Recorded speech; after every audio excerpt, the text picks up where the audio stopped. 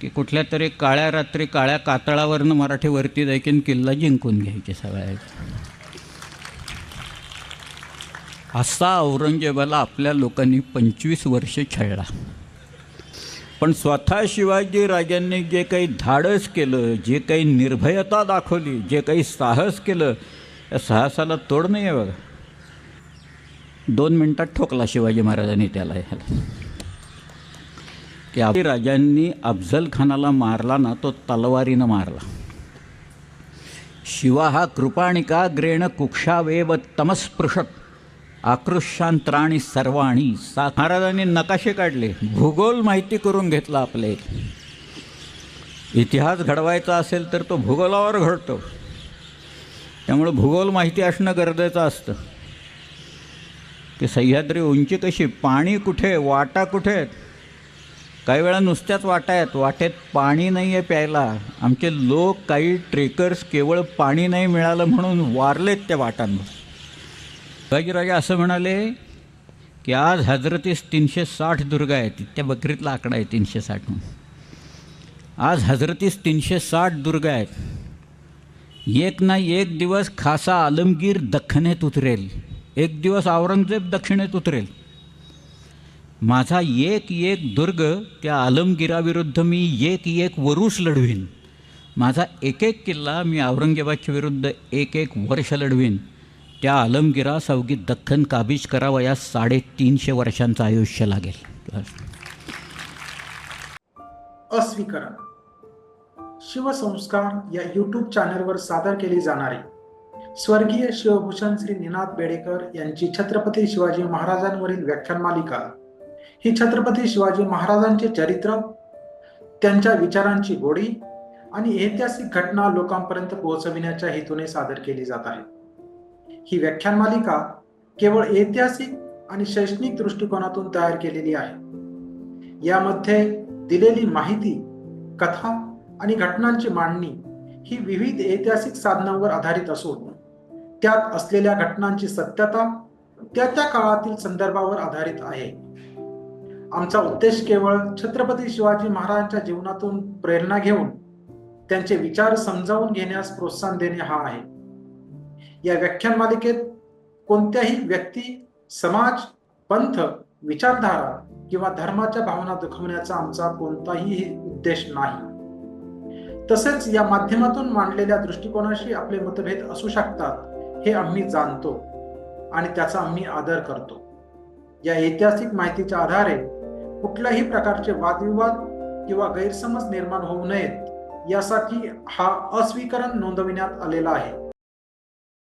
मस्तकी मुकुट अंगी सोन्याचा शेला, हस्तकी खड्ग घेऊन मारसी मणिमल्ला. कैलासाची प्रतिमा जेजुरीचा किल्ला, बैसोनिया रक्षसी दक्षिणाचा किल्ला.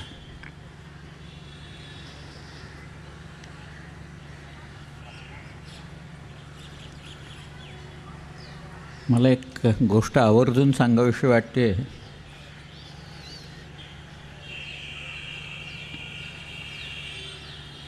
सावरकरांनी मॅझिनीच्या पुस्तकाचा मराठी अनुवाद केला. तो मुद्दामून केला आहे.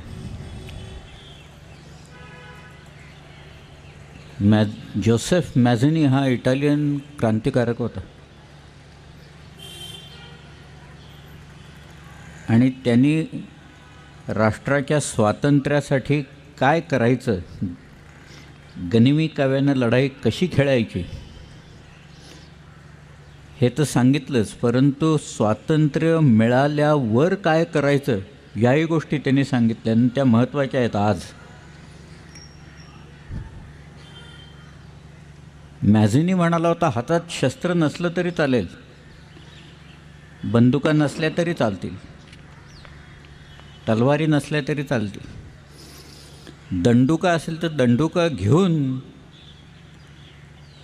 शत्रूविरुद्ध उभं राहायचं. शत्रू म्हणजे त्यांचे त्यावेळेला ऑस्ट्रियन्स होते.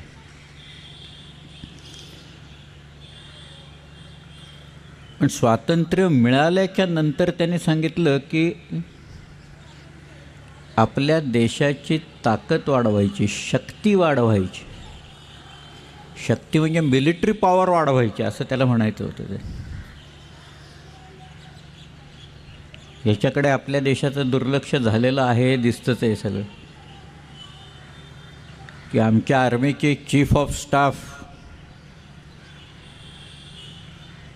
टी व्हीवर सांगतायत की जर का आता चीन आणखी पाकिस्तानने हल्ला केला आपल्यावर तर त्यांच्यावर गोळ्या झाडायला आमच्याकडे गोळ्या शिल्लक नाहीत, असं टी व्हीवर सांगताना मी स्वतः ऐकलेलं आहे. ही या देशाची शक्ती आहे, जी वाढवायला पाहिजे होती ती वाढत नाही. इथं ज्या ॲम्युनिशनच्या फॅक्टरीज आहेत त्या फॅक्टरीला नेमकी आग कशी लागते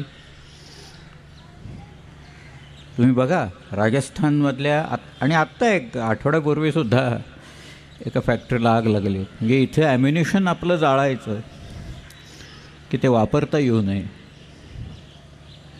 पण तिसरी गोष्ट जी मॅझेनीने सांगितलेली होती की देशात ऐक्य निर्माण करा म्हणून, तेही करणं आपल्याला जमलं नाही. आज इतक्या वर्षानंतर आज देशात ऐक्य असं काही नाही. दिल्लीत एका मुलीवर 4 नराधम बलात्कार करतात आणि दिल्लीच्या आसपास फक्त काही तरुण मंडळी एकत्र येऊन त्याच्याविरुद्ध आंदोलन करतात, तरी आपले लोक ढिम्म आहेत सर.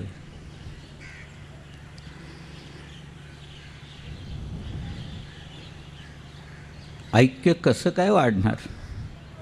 मला आठवत आहेत चर्चिलचे बोल. विन्स्टन चर्चिल म्हणाला होता की तुम्ही या लोकांना स्वातंत्र्य देऊ नका. स्वातंत्र्य म्हणजे काय हे यांना माहिती नाही आहे. These are the main of straw असं म्हणाला होता. तो म्हणाला it's not nation, it's only population. आज इतक्या वर्षानंतर चर्चिलचे बोल खरे होत आहेत हे आपल्याला दिसतंय. एखाद्या द्रष्ट्या माणसाने आपल्याला स्वातंत्र्य द्यायच्या आधी सांगितलेले बोल हे इतक्या वर्षानंतरही अजून लागू पडत आहेत. त्यात आपल्या देशाची किती कमाल आहे कळून येईल. ते शिवाजी राजांनी इथे एक पायंडा जो पाडून दिला की स्वराज्य तर निर्माण केलं, स्वराज्य चालवण्याचे नियम घालून दिले, लोकांना त्यांच्या जबाबदाऱ्या सांगितल्या, लोकांना ऑथॉरिटी दिली डिसिजन घ्यायची. ऑथॉरिटी कशाला लागते? डिसिजन घ्यायला लागते. ती ऑथॉरिटी शिवाजीराजांनी या लोकांना घालून दिली. इथं त्यांनी ताकद निर्माण केली. 2 लक्ष पदाती म्हणजे पायदळच 2 लाखाचं होतं, 1 लाखाचं घोडदळ होतं महाराजांचं. या स्वराज्याकडं काहीही नसताना शून्यातून नूतन सृष्टी शिवाजी महाराजांनी निर्माण केली. की परत सावरकरांचं एक वाक्य आहे की तुम्ही हे जर का असं केलं आणि इथं आमच्या तरुणी रस्त्यातनं बूट वाजवत खाडखाड जेव्हा संचलन करायला लागतील तेव्हा या देशाकडं वक्रदृष्टी करून पाहायची हिंमत कोणाची होणार नाही. हे सगळं विसरून जातो आपण. इतिहास कसा विसरावा हे आपल्याकडनं शिकावं. The nation which forgets his history is fated to repeat it असं म्हणतात. इतिहासाची पुनरावृत्ती होत. तुम्ही जर का विसरलात तर काळ तुमच्यावर सूड उगवतो व्यवस्थित. आणि आज शिवाजीराजे इथं झाले एवढं असूनसुद्धा आज महाराष्ट्र इतका शक्तिमान व्हायला पाहिजे. इथले कारखाने सोडून जात आहेत, दुसरीकडे जात आहेत. इथं पाणी नाही आहे. पाण्यासाठी आता यावर्षी तर ही परिस्थिती, अजून एक 4 वर्षांनी काय होईल बघ. लोकांनी सांगितलेलंच आहे इथं 3रं महायुद्ध झालं तर पाण्यासाठी युद्ध होईल म्हणून. ते अशी परिस्थिती आहे, गोड्या पाण्यासाठी, प्यायच्या पाण्यासाठी. पण आपण काही शिकत नाही भूतकाळात नाही, ही सगळ्यात महत्त्वाची गोष्ट. भूतकाळात वावरायला कोणीही सांगत नाही तुम्हाला. आपल्याला काही ढाल तलवार घेऊन लढाया करायच्या नाही आहेत, आपल्याला काही कत्तली करायच्या नाहीत, औरंगजेबासारखे मुंडक्यांचे मिनारसुद्धा उभे करायचे नाही आहेत. पण आपण स्वतःलाच एवढं बळकट करून घ्यायचं की खुदी को कर बुलंद इतना कि हर तहरीर से पहले खुदा बंदे से पूछे बता तेरी रजा क्या आहे, तसं पाहिजे की ताकद स्वतःची वाढवायला पाहिजे. शिवाजीराजांना लहानपणी याचं आकलन झालेलं होतं सगळं. ते कुणामुळे झालं, कशामुळे झालं, उपजत होतं का अवगत होतं, हे सगळे प्रश्न आलाहीत. पण झालेलं होतं ही गोष्ट अत्यंत महत्त्वाची. शिवाजीराजे पहिली जी लढाई खेळले आदिलशाहीच्या विरुद्ध, मोठी लढाई, ती पुरंदरच्या परिघात खेळले. आम्ही न ठाणे दार शिरवळे सुभान मंगळ कोटात, निपुटुनी त्या ते निमिषात, फत्तेखाना दिला तडाखा पुरंदराच्या परिघात.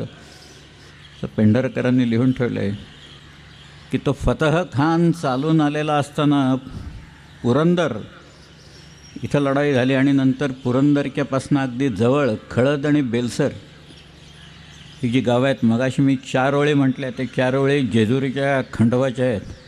आणि या खंडोबाच्या जवळच ती 2 गावं आहेत. एकाचं नाव आहे खळद आणि दुसऱ्याचं नाव आहे बेलसर. इथं ऐन मैदानात लढाई झाली, खळद बेलसर. आपला जो झेंडा होता प्रचंड, झेंडा आदिलशाहीच्या हातात गेला, भगवा झेंडा. आणि त्यावेळेला कान्होजी नाईक जेधे देशमुखांच्या मुलांनी तो झेंडा परत आणला. त्याचं नाव बाजी जेधे. म्हणून शिवाजीराजांनी त्याला किताब दिला, सर्जाराव हा त्याला किताब दिलेला.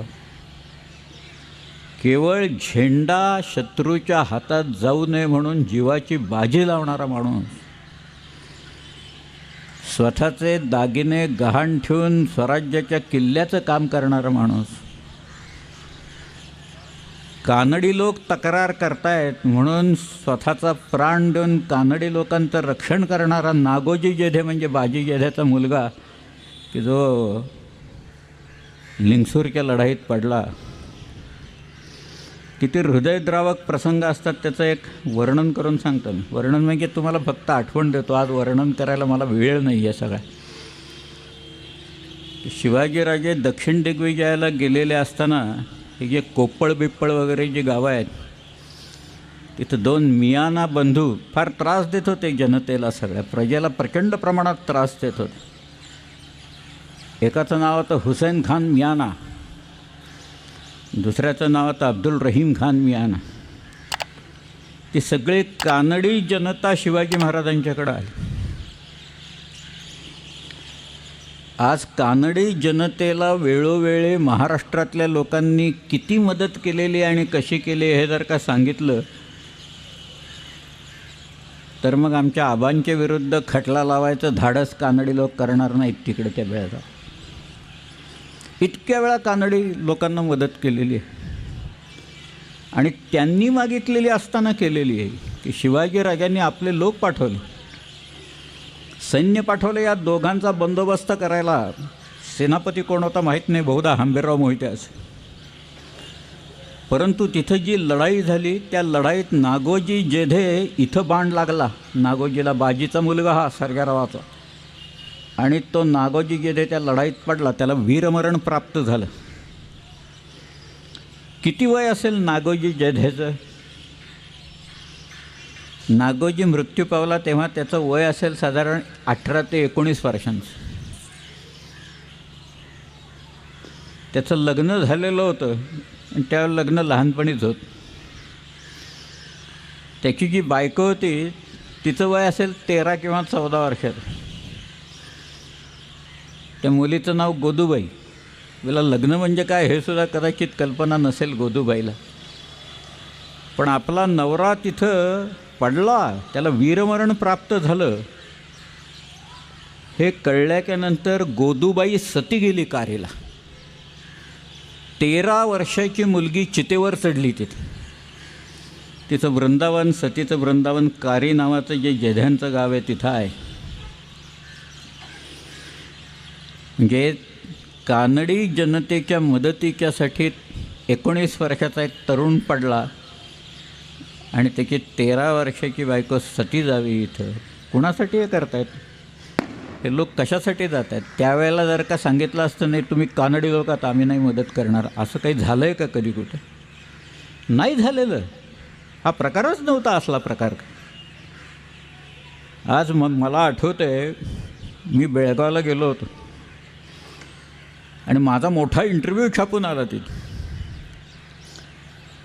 त्या रिपोर्टरने माझा ज्या वेळेला इंटरव्ह्यू घेतला तेव्हा त्याने विचारलं की इथं राजहंस गड नावाचा किल्ला आहे, तो फोडतायत आता, इथलेच लोक फोडतायत सगळे.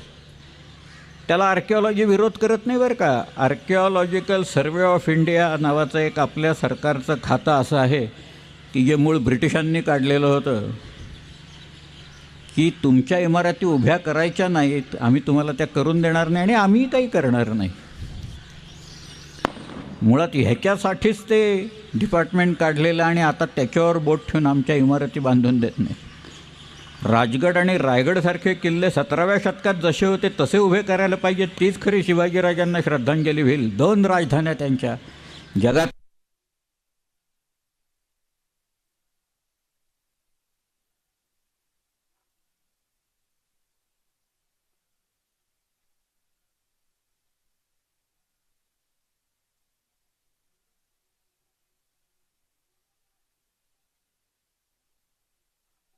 बंगलोरला करा, कारण बंगलोर आमचं गाव आहे म्हणून. आमचा किल्ला आहे तिथं. शहाजीराजे तिथं होते बंगलोरला. मी स्वतः बंगलोरला होतो. 4.5 वर्ष मी कर्नाटकात काढली ती. मी सांगत होतो लोकांना हा सगळा भाग आमचा होता, माझ्यावर विश्वास ठेवायला कोणी तयार नव्हतं. म्हटलं आम्ही इथनं रूल करत होतो तुमच्यावर सगळ्याच्यावर. तुम्ही भोवतालचे सगळे किल्ले जे आहेत ते आमच्या ताब्यात होते म्हटलं, अगदी नंदी किल्ल्यापासनं. किती किल्ले असं आहेत तिथं. आत्ता बंगलोरचं नवीन एअरपोर्ट आहे देवनहळ्ळी, तिथे एक किल्ला आहे. टिपू सुलतानाचा जन्म त्या किल्ल्यात झाला आहे. मी राहत होतो तिथनं 16 किलोमीटरवर एक किल्ला होता, त्याचं नाव बुधीकोटा. तिथं हैदर अलीचा जन्म झाला होता. हे मला माहिती आहे, त्या लोकांना माहीत नव्हतं काही ते. पण शिवाजीराजे स्वतः गेलेले असताना कानडी जनतेला तुम्ही कानडी आहात म्हणून मी मदत करणार नाही असं म्हणाले नाहीत. मदत केली त्याने. आज मात्र परिस्थिती बघा काय आहे. राज्यांच्या सीमावर काय चाललं आहे, भारताच्या सीमेवर काय चाललं आहे तर बोलायलाच नको. परंतु राज्यांच्या सीमावर सुद्धा काय चाललेलं आहे आणि मग कसं काय ऐक्य आपण निर्माण करणार या देशात, कशी काय शक्ती देशाची वाढवणार. एक पायंडा महाराजांनी इथं घालून दिलेला असताना त्याच्याकडे पूर्ण दुर्लक्ष करणे, फक्त त्यांच्या नावाचा उपयोग करणे हा चालला आहे. फतहखानाशी जी लढाई झाली त्याच्यात लढाईत पडल्या, मैदानात लढाई झाली. कोण म्हणतं शिवाजीराजे मैदानात लढाई खेळले नाहीत? पहिली लढाई मैदानात खेळले. मोठा पराभव झाला फतहखानाचा तिथे. पण त्याही वेळेला एखादा माणूस प्रत्येक गोष्टीतनं शिकत कसा जातो त्याचा एक पायंडा महाराजांनी पाडून दिला. तुम्ही शिरवळ गाव पाहिलं असेल सगळ्यांनी. एका ताम्रपटात त्याचा उल्लेख श्रीवलय असा आलेला आहे. एक माझी थेअरी मी मांडली होती मागं. मला फक्त एकच पुरावा श्रीवलयचा मिळाला. परंतु मला लोक विचारतात मावळ म्हणजे काय. काही लोकांनी सांगितलं मावळतीकडचा भाग म्हणून मावळ. अरे म्हटलं मावळतीला उभं राहिलं तर पलीकडं अजून आहेच की मावळती. मावळती संपणारच नाही आहे इथं, मग मावळ कशाला म्हणायचं. आपल्याकडची गावांची नावंसुद्धा आहेत ना, त्याच्यात तुमची डोंबिवलीसुद्धा आहेच. ही आवली किंवा वलय याच्यावरनंच नावं आली आहेत. स्कंद वलयवरनं खंडाळा आलं आहे, लयन वलयवरनं लोढावळा आलं आहे. कांदिवली, खोपिवली, बोरिवली ही सगळी नावं जी आहेत, डोंबिवली ही आवली किंवा वलय याच्यावरनं निर्माण झालेली आहेत. आणि हे सगळं महावलय आहे. आणि या महावलयाचा स्वामी महावलयेश्वर म्हणजे महाबळेश्वर आहे. मग तो डोंगरावर आहे महाबलेश्वर आणि तो कारवारच्या खाली जो आहे तो कोकणातला आहे महाबलेश्वर. गोकर्ण महाबळेश्वर काय आहे मग तिथं आहे ना स्वामी गोकर्ण महाबळेश्वर. कोकण हा शब्दच गोकर्णवरनं आलेला आहे खरं म्हणजे, त्याचाच अपभ्रंश आहे. परंतु ही जी मावळं आहेत इथले लोक आहेत सगळे. शिवाजी महाराजांची तुलना या लोकांनी सर्टोरियस हॅनिबॉल वगैरेशी केलेली. कोण होता सर्टोरियस हा? सर्टोरियस हारला रोमन लोकांशी. तो स्पेनला गेला. तिथल्या शेतकऱ्यांना सांगितलं की आपल्याला लढाई करायची, तुम्हाला लढाई करायची, नांगर बाजूला ठेवा, तलवार घ्या हातात. पहिल्यांदा राज्य सुरक्षित करा, मग नांगरट आणि सगळं करायचंच आहे आपल्याला त्याच्यात. जोपर्यंत तुम्ही सीमा सुरक्षित करत नाही तोपर्यंत जमणार नाही. लोकांच्या हातात तलवार दिल्यावर पाठोपाठ चालत आले सर्टोरियसच्या लोक. रोमन लोकांशी युद्ध खेळले आणि युद्ध जिंकले. हा सर्टोरियस, शिवाजीराजांनी हेच केलं म्हणून युरोपियन लोक शिवाजी महाराजांची तुलना सर्टोरियसचे करतात. हानिबल हा कार्थीजियन होता. हानिबलची वाट बघत बसले होते लोक, रोमन मंडळी, की हा खालून मेडिटेरेनियनमधनं येईल म्हणून. हानिबल आला, आल्प्समधनं खाली आला. आल्प्सच्या डोंगरात हत्ती घेऊन गेला हानिबल. 19 हत्ती होते त्याच्याबरोबरचं सैन्य बरंचसं गारद झालं थंडीमुळे, पण एकही हत्ती मात्र मेला नाही. 19 हत्ती जिवंत आले तिथनं खाली सगळे. सरप्राईज आणि स्पीड याच्यावर हानिबलने लढाई मारली. तर शिवाजीराजांनी पहिली या मोकळ्या मैदानात झाल्यानंतर शिरवळला जो कोट होता पहिल्यांदा बांधलेला, तो कोट आदिलशाहीच्या ताब्यात गेला लगेच. बाळाजी हैबतराव वगैरे सगळी मंडळी आली आणि तो कोट घेऊन टाकला. कोट खेळात जात होता, कारण खंदकच नव्हता फार मोठा, अगदी छोटासा खंदक, त्याला नाममात्र खंदक म्हणायचं म्हणून. पण महाराजांना एक कळलं की हा जो कोट आहे म्हणजे किल्ला शिरवळ म्हणतो, हा शत्रूच्या ताब्यात जातो आणि मग तिथल्या तोफा आपल्याच विरुद्ध आग ओकायला लागतात. म्हणून एखादा जो जनरल असतो तो पहिल्यांदा युद्धभूमीची पाहणी कशी उत्तम रीतीनं करतो. शिवाजीराजांना याचं आकलन झाल्यावर की आपलाच स्ट्रॉंगहोल्ड एक आपल्या विरुद्ध लढतोय असं म्हटल्यावर शिवाजीराजांनी 1649मध्ये शिरवळचा कोट पाडून टाकला. साफ, आता आपल्या विरोध नाही, आपल्याच तोफा आपल्या विरुद्ध कुठे धडधडणार नाही. किती कोट पाडावेत? भुवनगिरी पट्टणचा कोट पाडून द्यायचं माझ्याकडे पत्र आहे महाराजांचं.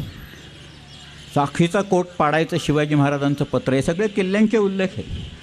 एक म्हणजे तुम्हाला कोट पाडावा तरी लागतो, नाही तर शेजारचा डोंगर असेल तर तो बळकट तरी करावा लागतो, परत फोर्टिफाय करावा लागतो.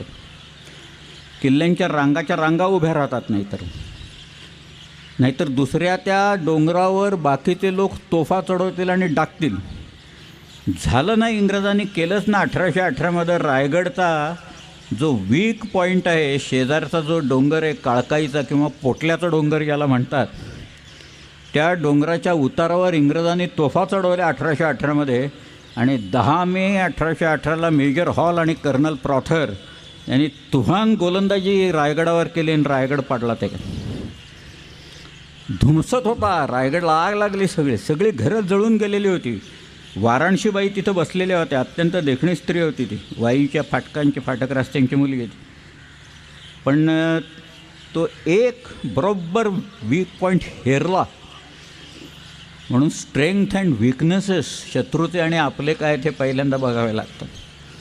शत्रूचं ताकद कशात आहे आणि शत्रूची कमजोरी कशात आहे, आणि आपली ताकद कशात आहे आणि आपली कमजोरी कशात आहे, याचं एक ॲनालिसिस असतं.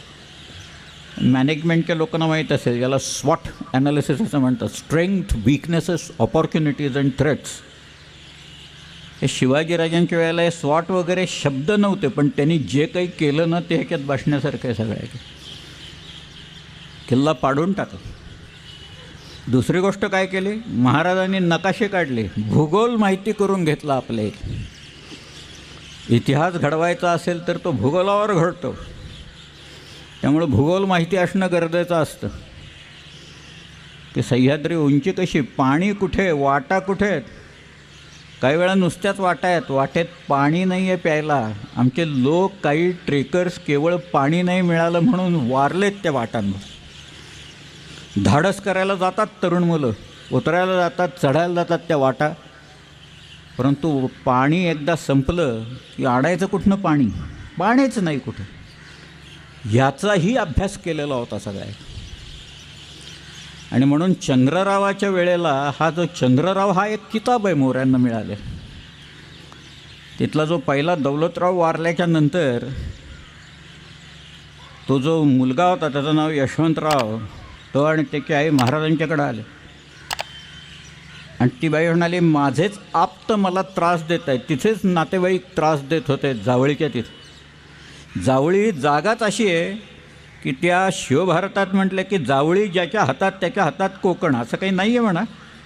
परंतु जावळी आहे की वरती महाबळेश्वरकडे जाता येतं, जोर खोऱ्याकडे जाता येतं, तिथनं जांभूळ खोऱ्याकडे जाता येतं, रायगडाकडे तिथनं जाता येतं, आणि मग पारच्या घाटातनं खाली कोकणात पार उतरता येतं, किंवा अगदी पलीकडं चतुर्बेट वगैरे वरनं मकरंदगडाच्या हितनं खाली कोकणात उतरता येत. अशा अनेक वाटा आहेत. जावळी फारच विलक्षण जागा आहे. त्यामुळे जावळीवर डोळा होता. पण शिवाजी महाराजांचं औदार्यच एवढं मोठं होतं की ही बाई आणि तो मुलगा आल्याच्यानंतर शिवाजीराजे म्हणाले, मी याला त्या मोऱ्यांच्या गादीवर बसवतो. बसवला त्यांनी. घेतली नाही जावळी त्यावेळेला, पण हाच फिरला नंतर. हा ज्याच्यावर उपकार करायला जावं ती माणसं कशी फिरतात वेळ आल्यावर, कोणीतरी कान भरल्याच्यानंतर हा माणूस फिरला. शिवाजीराजे चिडले. शिवाजीराजांनी एक त्याला पत्र पाठवलेलं आहे. यांनी उलट पत्र पाठवलं की स्वतःचे घरी मुस्तफत राजे म्हटल्यावर कोणे मानितो. तुम्ही स्वतःला राजा म्हटल्यावर कोण मानेन. राजा आम्ही, आमचा देव श्री महाबळेश्वर, त्याचे कृपेने दाईमदारी दरपिढी राज्य जावळीचे करतो. मग शिवाजीराजे इतके चिडले की सिंहासन खाली करून हात रुमाले बांधून राजे न म्हणवून भेटीस येणे. ह्यांनी उत्तर पाठवलं की उदयीक येणार असाल ते आजच या, दारोगोळी महजूद आहे म्हणून. उद्या येणार असाल तर आजच इथं या, आमच्याकडं दारुगोळा भरपूर तयार आहे तुमच्या विरुद्ध लढण्यासाठी. ज्याच्यावर उपकार केले तो माणूस अशी पत्र लिहितो आहे शिवाजी महाराज. महाराज चिडले. पुन्हा एक गंमत. महाबळेश्वरनं ज्या उतरायच्या वाटा आहेत खाली, खूप गमतीदार वाटा आहेत सगळ्या. कधी कोणी गेलात ना, वाईला कोणी गेलात तर चिखली नावाचं गाव विचारा, आणि त्या चिखलीवरनं एक घाटवरती पाचगणी आहे ना, त्याच्या पुढे येतो थोडासा. त्या घाटाचं नाव आहे तायघाट. अफजल खान या तायघाटाने वर आला बरं का. महाबळेश्वरवरनं खाली त्या कोयनेच्या खोऱ्यात उतरायला ज्या जागा आहेत त्याच्यात आत्ताचा जो घाट आहे याला आंबेनळी म्हणतात, किंवा इंग्रजांनी त्याचं नाव दिलं होतं फिट्झजेराल्ड घाट असं नाव दिलं. त्याचं मूळचं नाव आहे रडतोंडीचा घाट. खरंच रडायला येतं तिथं, कारण सगळी इतकी घसरणं आहे तिथं. आपल्याकडं संस्कृत नावं द्यायची पद्धत आहे, म्हणजे मूळ नावं मराठी असतात ती संस्कृताईच करायची. म्हणून शिवकाव्य नावाच्या एका त्या काव्यात संकर्षण सकळकळ्यांनी त्याला अश्रुमुखीचा घाट म्हटले, म्हणजे रडतोंडीचाच घाट. बरं, अश्रुमुखी. तर शिवाजी राजांनी एक छोटीशी तुकडी रडतोंडीनं पाठवून दिली. म्हणजे तुम्ही कल्पना करा, रडतोंडी इथं आहे, इथनं खाली उतरायचं की कोयना लागते, इकडं पार नावाची गावं आहेत, त्याच्या पलीकडं गेलं की इथं जावळी आहे. याच्यावरती ज्या काही उतरायच्या वाटा आहेत त्या अत्यंत अवघड वाटा आहेत. त्यातल्या मी एका वाट्याचा उल्लेख केला होता, निश्रेणी म्हणजे शिडीची वाट, आणि ती त्या एल्फिन्स्टन पॉईंटच्या तिथनं येते. एल्फिन्स्टन पॉईंटचं पूर्वीचं नाव आहे पांगळा, त्या पांगळ्याच्या तिथनं येते. आर्थर सीटचं पूर्वीचं नाव आहे मढीमहाल. शिवाजीराजांनी एक तुकडी पाठवल्यावर मोऱ्यांचे लोक सगळे रडतोंडीकडं आले की शिवाजी तुकडी येते जावळीवर चालून, असं म्हणून मोऱ्यांचे सगळे वीर इकडं आलेले असताना स्वतः शिवाजीराजे 2000 लोक घेऊन त्या निसणीच्या वाट्यानं खाली उतरले. जावळीतच, एकदम जावळीत. शिवाजीराजे, मोऱ्यांचे लोक रडतोंडीकडे, शिवाजीराजे जावळीत. वाट अवघड आहे, आजही अवघड आहे. ट्रेकर्सनासुद्धा अवघड वाट आहे ती त्याच्यात पाठीवर, कारण ट्रेकरच्या पाठीवर नेहमी हॅवरसॅक असते. ती सॅक घेऊन जायचं म्हणजे तो ब्रह्मराक्षसच असतो पाठीमागे लावलेला. तुम्ही त्याला घेऊन सगळीकडे हिंडावं लागतं. त्या आणि थोडासा तोलबेल गेला की गेला खाली माणूस ते. पण स्वतः शिवाजीराजांनी जे काही धाडस केलं, जे काही निर्भयता दाखवली, जे काही साहस केलं, त्या साहसाला तोड नाही आहे बघा. शिवाजीराजांनी तिथनं खाली जावळीत उतरले, जावळी मारली. जावळीत एक वीर मिळाला त्यांना चांगला. शिवाजीराजे माणसं शत्रूकडनं सुद्धा गोळा कशी करत होते त्याच्यातला फार एक उत्तम भाग आहे. एक माणूस तलवार चालवणारा अप्रतिम माणूस, त्याचं नाव मुरारबाजी देशपांडे. हा त्या जावळीत मोऱ्यांच्याकडनं मिळाला. त्याच्यावर एक पोवाडा आहे बरं का, फार गमतीदार पोवाडा आहे. सोनू दळवी, मरकतराव, घोडी आहे त्यांची ती सगळी. पण जावळीचा जो चंद्रराव होता तो चंद्रराव पळाला तिथे, आणि तो रायगडाला आला. रायगड फार अवघड जागा त्यावेळी. शिवाजीराजांचा मुक्काम जावळीत होता आणि मोऱ्यांचे लोक जंगलात जाऊन बसलेले होते. ते यायचे आणि घोडी पळव कुठं काय कर वगैरे करत बस. तर शिवाजीराजांनी जावळीच्या भोवतालचा काही भाग झाडं तोडून साफ करून टाकला की आता जंगलच तिथं राहिलं नाही, आता लपून कुठं राहणार, तर लांब येतील लोक ते सगळे. पण शिवाजीराजे काही काळ तिथं होते आणि मग ते म्हणाले ह्या चंद्ररावाचा कायमचाच बंदोबस्त करून टाकू, चला म्हणाले. म्हणून शिवाजीराजे रायगडला आले. त्यावेळेला रायगड हे नाव दिलेलं नव्हतं. त्यावेळेला त्या डोंगराचं नाव होतं रायरी. त्याला नंदाद्वीपाचा डोंगर असं म्हटलेलं आहे, त्याला जंबूद्वीपाचा डोंगर असं म्हटलेलं आहे, त्याला रायरी असं म्हटलेलं आहे. पण तो किल्ला पाहायला महाराजांनी ऐकून त्या बखरीतली वाक्य वाचा तुम्ही कधी. कृष्णाजी अनंत सभासदाच्या बखरीत ती वाक्य आहेत, अप्रतिम वाक्य आहेत, रायगडबद्दल आहेत की खासा राजा जाऊन बघता गड बहुत चखोट. चखोट म्हणजे अतिशय उत्तम किल्ला.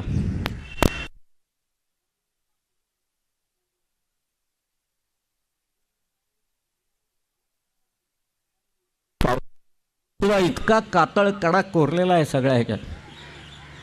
पृथ्वीवर देवगिरी हा चखोटगड खरा, तोही उत्तम आहे देवगिरीचा किल्ला, पण त्याचेपेक्षा दशगुणी उंच असा तो दुर्ग पाहून राजे संतुष्ट झाले आणि बोलिले तख्ता जागा हाच गड करावा. जर का करायचं असेल तर इथंच आपलं सिंहासन केलं पाहिजे रायगडवर. रायगड असा आहे, तो फार विलक्षण आहे रायगड. रायगड की जी तटबंदी आहे, अत्यल्प तटबंदी, गरजच नाही, सगळीकडे कडेच आहेत. पण तरीसुद्धा शिवाजी महाराजांनी एका पाठोपाठ दुसरी तटबंदी बांधून गड अभेद्य करून ठेवला आहे. तो की टॉमस निकल्स म्हणाला की अपुऱ्या शिबंदिनीशी हा गड अवघ्या जगाविरुद्ध लढू शकेल म्हणून, इतका तो बेलाग असा किल्ला आहे. शेवटी चंद्रराव सापडला. त्याचा पत्रव्यवहार आदिलशहाच्याकडं असताना, तो करत असताना सापडला. त्याला मारला. त्याची 2 मुलं होती, त्यातल्या दोघांना पुण्याला नेऊन निमजग्याजवळ मारा म्हणून सांगितलं होतं. त्यातला एक पळाला आणि एक वाचला. बाजी आणि कृष्णाजी अशी त्याला 2 मुलं होती. त्यातल्या एकाला मारला आणि मग एक पळून गेला त्यातून. पण जावळी हातात आली ही फार महत्त्वाची गोष्ट आहे सगळ्यात. की जावळी शिवाजीराजांनी घेतली. ही कशासाठी घेतली? शिवाजीराजांनी एकदा का आपल्या स्वराज्याच्या सीमा वाढवल्या की शत्रू चालून आलेला असताना तो स्वराज्यात आतवर येऊनच द्यायचं नाही, स्वराज्याच्या सीमेवरच लढाई करायची, हाच त्यांचा डाव.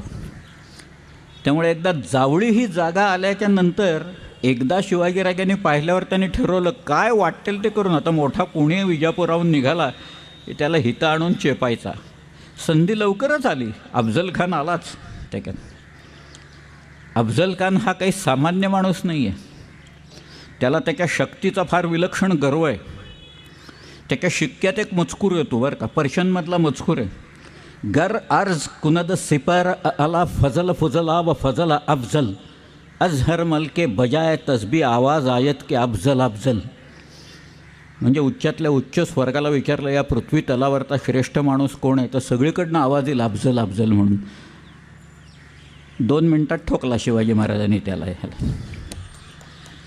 की अफजल खानाचं त्यांनी त्याला गावांना स्वतःचं नाव द्यायची खोड होती. वाईचा तो 10 वर्ष मुकासदार होता. 1649 ते 1659 सतत 10-11 वर्ष मुकास. त्याला वाई माहिती होती पूर्ण. प्रतापराव मोरे हा त्याच्याबरोबर होता, वाईत होता. आणि तो म्हणाला आपण जावळीत जाऊन जावळी घेऊ. मी आहे ना म्हणाल तुमच्याबरोबर. तिथं बावधन नावाचं गाव आहे वाईच्याजवळ, त्याचं नाव त्यांनी अफजल नगर म्हणून ठेवलेलं होतं. या विजापूरच्या जवळ महिंद्री नावाचं गाव आहे, त्याला त्यांनी अफजलपूर म्हणून नाव ठेवलेलं होतं.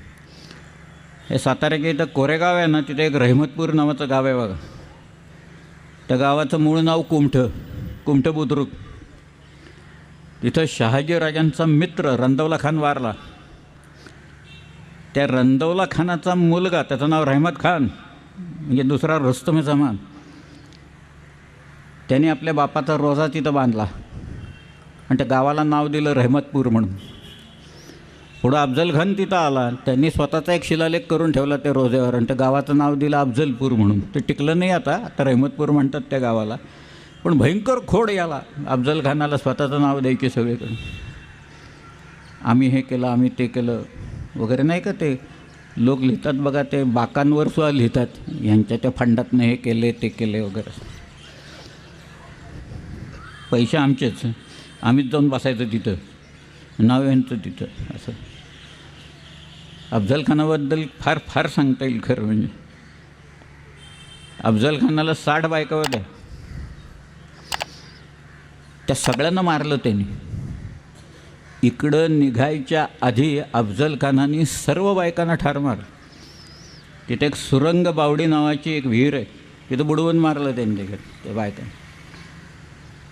त्या बायकांच्या कबरी आहेत तिथं आजही. विजापूरच्या आउटस्कर्ट्समध्ये बाहेर, विजापूरपासून एक 3-4 किलोमीटरवर तिथे एक अफजलपूर नावाचं गाव आहे, तिथं आहे ते. आणि ॲबे बार्थेलोमू कॅरेस 1672मध्ये विजापूरला गेला होता, तर त्याने अफजल खानाच्या बायकांच्या कबरींचं काम चालू आहे म्हणून लिहिलेलं आहे त्यावेळेस. ते त्याच्याच आहेत. त्याला आता सध्या 60 कबरं असं म्हणतात. आता कोण जात येत नाही तिकडे, जरा बाजूला पडलं आहे सगळं. परंतु असा अफजल खान तिथं आला, वाईपर्यंत आला. तर महाराज म्हणाले आता जावळी हातात आलेलीच आहे, आता जावळीपर्यंत खाली खेचायचं त्याला, बस एवढे एक काम झालं की एकही माणूस वरती जिवंत जाता का. घाट चढून कोण जाणार हो, परत रडतुंडी आधी उतरायची पंचायत सगळ्याच्यातनं, घाट चढून परत वरती जायचं अवघड काम होतं. अफजल खान महाबळेश्वर उतरल्या क्षणी मृत्यू ठरलेला होता. फक्त कुणाच्या हातनं हाच एवढा भाग होता सगळ्या. पण तिथं स्वतः शिवाजीराजे गेले. ही फार महत्त्वाची गोष्ट आहे. एवढा ताकदवान माणूस, 1-to-1 कॉम्बॅट आहे. त्याच्या टर्म्स अँड कंडिशन्स ठरल्यात बरं का. भेट कशी घ्यायची ह्याच्या टर्म्स ठरल्यात, शर्थी ठरलेल्या आहेत. दोघं एकट्या असतील आणि बरोबर त्यांचे वकील असतील. दोघं सशस्त्र भेटीला येतील असं लिहिलेलं आहे त्याच्यात. उगा तिकडं लपवलं तर त्यांनी हे लपवलं, काही लपवी नव्हती, सगळं अगदी व्यवस्थित होतं. सशस्त्रच भेट होती मुळात.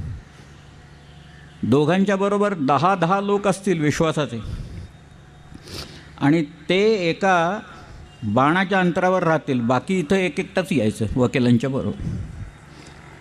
अफजल खानाच्या बरोबर कोण असावेत? शंकरराजे मोहिते, पिलाजीराजे मोहिते, पहलवान खान, रहीम खान, अब्दुल सय्यद आणि बडा सय्यद. सय्यद बंडा नाही बरं का तिथं काही, तो बडा सय्यद आहे. मी 4थीपासनं तुम्ही आणि काही वाचलं आहे सय्यद बंडा म्हणून. बंडा आपल्याकडे असतो सगळ्याकडे. मी तर एका बकरीत सय्यद बंडू असं वाचलेलं आहे खरं मी काढून. पण हे आणि 4 इतर यवन हे त्या अफजल खानाबरोबर होते. आणि शिवाजी राजांच्या 10 लोकांची नावं उपलब्ध आहेत. त्यातले कित्येक लोक नंतर दिसत नाहीत, कुठे गेले काही कळायला मार्ग नाही. काताजी इंगळे, येसाजी कंक, कोंडाजी कंक, जीवा महाला, संभाजी कावजी, सूरजी काटके, कृष्णाजी गायकवाड, विसाजी मुरुंबक, संभाजी करवर आणि सिद्धी इब्राहिम खान. हे ते 10 लोक आहेत महाराजांच्यावर. हा सिद्धी इब्राहिम खान पुढं फोंड्याचा किल्लेदार झाला, नंतर काय झालं माहीत नाही. हा काताजी इंगळे पुढं कुठं गेला माहीत नाही. विसाजी मुरुंबकाचं काय झालं माहीत नाही. संभाजी करवर कुठं गेला माहीत नाही. येसाजी कंक फोंड्याला किल्लेदार होता, पायदळाचा सेनापती होता तो शिवाजीराजांचा. घोडदळाचा जसा नेतोजी पालकर होता. नेतोजी नाव आहे त्याचं, नेताजी नाही आहे. नेताजी अलीकडे लोक असतात. हा नेतोजी पालकर आहे, त्याच्या मुद्रेत आहे नेतोजीची. पण गंमत म्हणजे बघा, प्रसंग असा आहे की 1-to-1 कॉम्बॅट आहे. स्वतः शिवाजीराजे जाणार. लोक म्हणाले आम्ही जातो, मी जाणार नाही. ह्याला जे धैर्य लागतं ना सगळ्याला, याला एक बेडरपणा लागतो. तो बेडरपणा, आणि म्हणूनच शिवाजीराजांच्या पाठीमागं लोक उभे राहील की शिवाजीराजांनी अफजल खानाला मारला ना, तो तलवारीनं मारला. शिवा हा कृपाणिका ग्रेण कुक्षावेव तमस्पृशत आकृष्यांत्राणी सर्वाणी सा कृपाणी विनिर्गता. ती परत येत असताना त्याची आतडी घेऊन बाहेर पडली सगळ्या. मग त्याचं मुंडकंसुद्धा शिवाजी महाराजांनी उडवलं असं लिहिलं आहे त्याच्यात. मग बडा सय्यद आला, त्याचा हात जीवा महालाने वरच्यावर उडवला. शिवाजीराजे म्हणाले मीच मारतो याला म्हणून, पण तो जीवा महाला होता, त्याने हात वरती उडवून टाकला. महाराजांच्या हातात तलवार होती आणि अजून एक शस्त्र होतं. काय होतं माहीत नाही, कदाचित पट्टा असेल, आणखीन काहीतरी असेल. 2 शस्त्र होते पण एक तलवार होती, ही निश्चित. तलवारीनंच मारलं त्यांनी, तलवारीचा घाव वाढवत आहेत. अफजलखानाने तलवारीनंच मारलं. अफजलखानाची तलवार जप्त केली तिथं. शिवाजीराजांनी जी काही शस्त्र मिळाली ती अफजलखानाची तलवार ही ज्या वेळेला रायगड पडला त्यावेळेला औरंगजेबाने नेली 89मध्ये, याला मारला 59मध्ये. ती तलवार औरंगजेबाने 1689मध्ये नेली आणि शाहू महाराजांचं लग्न लावून दिलं. म्हणजे संभाजीराजांच्या चिरंजीवांचं लग्न ते मुघली कैदेत असताना ज्यावेळेला लावून दिलं त्यावेळेला त्यांनी 3 तलवारी औरंगजेबाने त्या शाहू महाराजांना दिल्या. त्याच्यात अफजलखानाची तलवार दिली, त्यांनी शिवाजी महाराजांची एक तलवार दिली आणि तिसरी स्वतःची एक तलवार दिली. अशा 3 तलवारी त्यांनी दिली. त्या सगळे मुघली कागदपत्रात नोंदी आहेत या सगळ्या. अकबराती दरबारी मोहल्ला त्याच्यात या नोंदी आहेत, मी सांगतो आहे ते. पण शिवाजीराजे समोरासमोर उभे असताना काय वाटलं असेल त्यांना अफजलखानाला. आणि गंमत अशी आहे की एखादा व्हिजनरी असतो ना, तो व्हिजनरी कसा असतो बघा. एखाद्या उत्तम जनरल असतो त्याला तो भूगोल माहिती पाहिजे हे तर खरंच आहे, परंतु ग्रँड स्ट्रॅटेजी, आता सध्या ग्रँड स्ट्रॅटेजी असते ना ती दिल्लीत ठरवतात. आणि स्ट्रॅटेजी आणि टॅक्टिक्स, मग स्ट्रॅटेजी आपल्या तो कोण फील्ड मार्शल आणि चीफ ऑफ स्टाफ ह्यांना कळवली जाते आणि ॲक्च्युअली टॅक्टिक्स मैदानावर तो कॅप्टन असतो, तो बघत असतो सगळं. शिवाजीराजांचं तसं नाही आहे. ग्रँड स्ट्रॅटेजी यांनीच ठरवायची, स्ट्रॅटेजी यांनीच ठरवायची, टॅक्टिक्सही यांनीच ठरवायच्या सगळ्या. पण शिवाजीराजे या बाबतीत इतके पारंगत आणि तरबेज होते की युद्धशास्त्र त्यांनी सन झू वाचला होता की नाही मला माहीत नाही, आणि नसेलच अर्थात, काही प्रिंटच झालेलं नव्हतं. आर्ट ऑफ वॉर म्हणून पुस्तक आहे त्याचं. इसवी सनापूर्वी लिहिलेलं चायनीज हा मिलिटरी मॅन सन झू, त्याची 13 प्रिन्सिपल्स आहेत, ते सगळे शिवाजीराजांनी तशी तशी वापरलेली आहेत. 13 प्रिन्सिपल्स ऑफ वॉर. ऑटोवॉन क्लॉस्विच म्हणून होतं, तर क्लॉस्विकचं ऑन वॉर म्हणून पुस्तक आहे तेव्हा. माओ झे डंग म्हणजे माओ त्से तुंग आपण ज्याला म्हणतो, त्याचं पुस्तक आहे ऑन वॉर म्हणून. हे पुस्तकं वाचले की आपल्याला कळेल एखादा जनरलला अभ्यास काय करावा लागतो आणि कसा करावा लागतो, करेज कसं असतं आणि काय असतं. 12 अमावस्या एका वेळेला गराडा घालत असताना तुमचं मन खंबीर आणि शांत कसं पाहिजे त्याचा पायंडा या लोकांनी घालून दिलेला आहे. मी फील्ड मार्शल रोमेलचं उदाहरण सांगतो की रोमेल बसलेला होता एका ठिकाणी, त्याच्या शेजारी अजून एक जनरल होता आणि तो घाबरत होता कारण इतका तोफांचा आणि बंदुकीचा मारा चालला होता. तर रोमेलनी त्याच्याकडे पाहिलं तर तो चुळबुळ करत होता, पळून जायच्या तयारीत होता दुसरा जनरल. तो रोमेल म्हणाला घाबरू नको, इथं एकही गोळी येणार नाही. लोकांनी जे काही सांगितलं, नेपोलियन जे काही म्हणायचं आहे की मला मारणारी गोळी अजून जन्मालाच आलेली नाही आहे, तद्वत होतं याचं. निर्भयता हा पहिला भाग आहे सगळा. शिवाजीराजांनी जे मुळात अफजलखानाला मारलं इथपर्यंत ठीक आहे, पण त्यांनी आदिलशाहीचा भाग जो आहे सगळा, की ज्या वेळेला अफजलखान शिवाजी महाराजांना पकडून घेऊन येणार असं सगळीकडं वातावरण आहे की अफजलखानाची ताकद फार मोठी आहे. आता तो शिवाजी महाराजांना मारणार का घेऊन येणार एवढंच फक्त बघायचं आहे. असे सगळे गाफील लोक असताना शिवाजी राजाने सांगितलं की आता वेळ घालवायचा नाही, आता आदिलशाहीत घुसायचं. म्हणून एक दोरोजी नावाचा त्यांचा माणूस होता, तो कोकणात घुसला. तो पहिल्यांदा दाभोळला गेला, तिथनं पार राजापूरपर्यंत गेला. नेतोजी पालकरला दुसरा सोडला एक त्रिशूळासारखा. नेतोजी पालकर तर विजापूरच्या जवळ गेला, तिकोटं बिकोटं वगैरे जाऊन लुटलं त्यांनी सगळं तिकडं. स्वतः शिवाजीराजे निघाले आणि मिरजेला वेढा घालून बसले. हे 3 जण असे गेले की आदिलशाहीला चाप लावला. तुम्ही कल्पना करा की शिवाजीराजांना नंतर पन्हाळा घेता आलेला नव्हता, 1000 लोक पडले होते त्यांचे.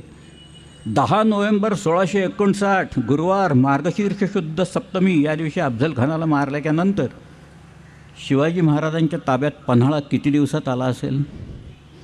18 दिवसात पन्हाळ्यापर्यंतचा मुलुख, किल्ले आणि पन्हाळा किल्ला ताब्यात आला. 18 दिवस आहेत फक्त. 28 तारखेला हे सगळे ताब्यात आले किल्ले.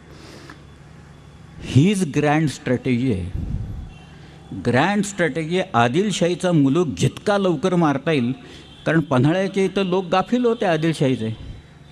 खाली गलबाला झाला, सैन्य आलं, कुणाचं सैन्य आहे ते म्हणाले शिवाजी महाराजांचं सैन्य. म्हणाले आमचे अफजल खान कुठे आहेत? ते म्हणाले अफजल खान वर, शिवाजी महाराज खाली आलेत, हे देऊन टाका म्हणाले किल्ला पहिल्यांदा या सगळ्यांनी. अशा केवळ दहशतीखाली किल्ले आले, तर लढाया झाल्याच नाहीत. पण हीच तर स्ट्रॅटेजी होती, एखादी स्ट्रॅटेजी की लोक गाफिले आहेत याचा फायदा आपण ताबडतोब घेतला पाहिजे आणि सरप्राईज अटॅक्स केले पाहिजेत. त्यामुळे मुलूक वाढला. पुढची लढाई शिवाजीराजे कुठं खेळले? कोल्हापूरला खेळले. लढाई झालीच नाही. रुस्तुमे जमा आला होता, त्यांनी कोण लोक कुठं कुठं ठेवले, डिप्लॉय केले, आणि शिवाजी महाराजांनी त्यांच्यासमोर आपले कुठले लोक ठेवलेले होते हे सगळं दिलं आहे कवींद्र परमानंदांनी.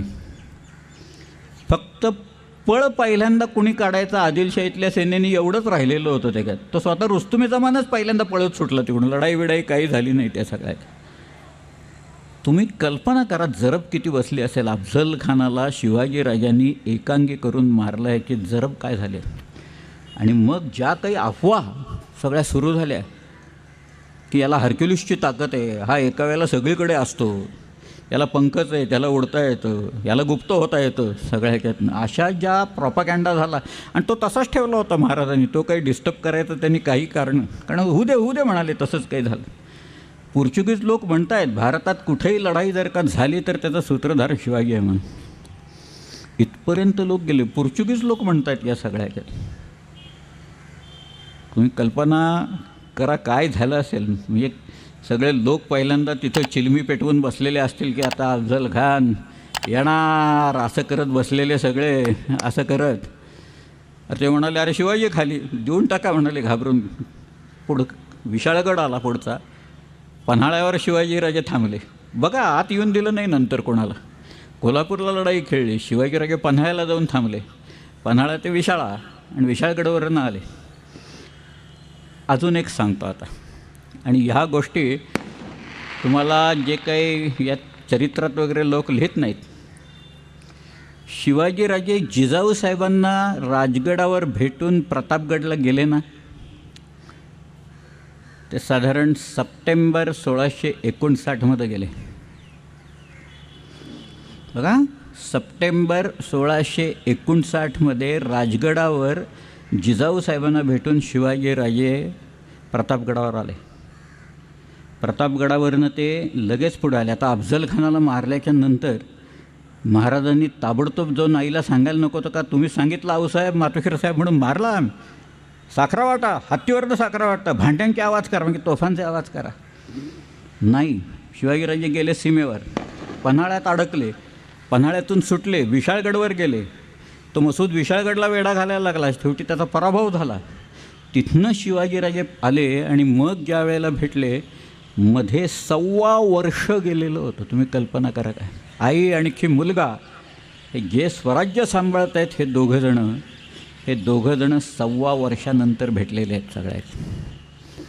महाराजांना वाटलं नसेल किंवा आऊसाहेबांना वाटलं नसेल की ह्यांनी माझ्या मुलांनी काय पराक्रम केला, थोर पराक्रम केला की भेटावं आपल्याला त्याला. आणि महाराजांनाही वाटलं असेल काय पराक्रम केला ते जाऊन दाखवावं, आऊसाहेबांना सांगावं. नाही, स्वराज्यवृद्धी, राज्याची वृद्धी, राज्याच्या सीमा बळकट करणे, राज्याचा विस्तार करणे आणि युद्ध खेळायचं तर ते सीमेवर खेळणे यासाठी हे सगळं शिवाजीराजांनी हा पायंडा दाखवून.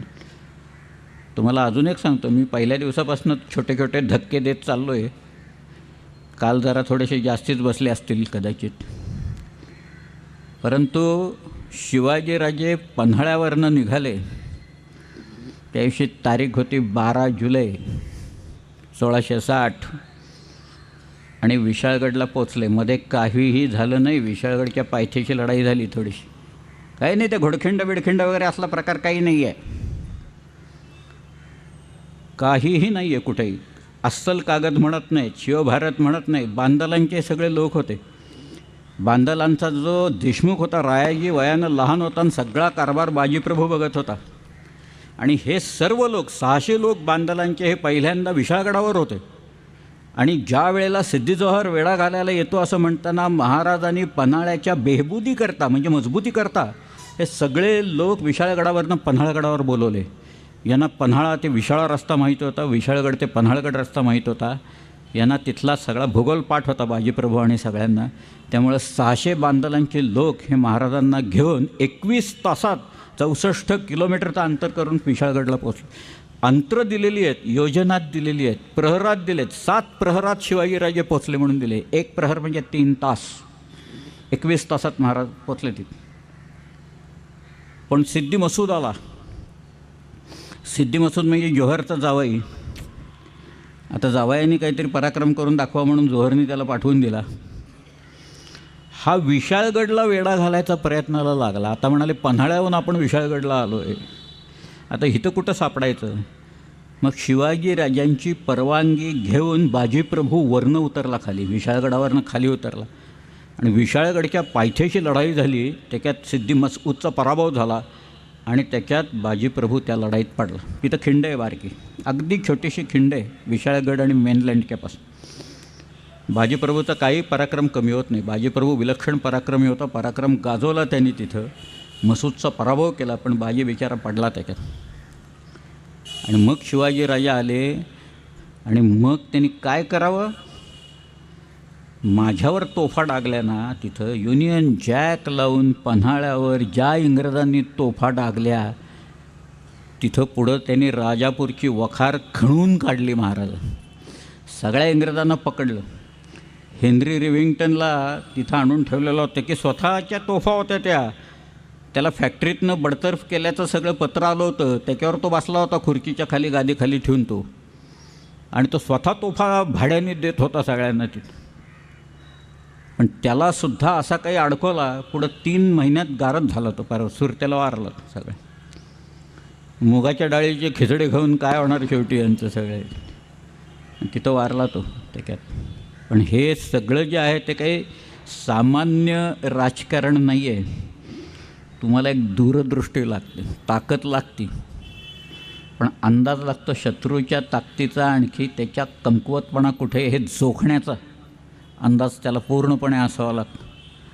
त्यामुळं विशाळगडाची जी लढाई, पन्हाळगड, विशाळगड आणि प्रतापगड हे काही वेगवेगळ्या नाही आहेत. ही ग्रँड स्ट्रॅटेजीचा सगळा भाग येतो, शिवाजीराजांच्या ग्रँड स्ट्रॅटेजीज. एक्सपान्शन ही पहिली गोष्ट होती, पण एक्सपान्शन केल्यावर मजबूतीकरण करणं या सगळ्याचं ही फार मोठी गोष्ट आहे. माणसं चोख निवडायची. म्हणजे त्याच्यात लिहिलं आहे, जर का फितुरी झाल्याचा संशय आला तर माणसाला पकडायचं आणि गर्दन मारायची, गुन्हा साबित झाला तर गडोगडी मस्तक फिरवायचं, असं लिहिलेलंच आहे ते. कोण करेल फितुरी त्याच्यात.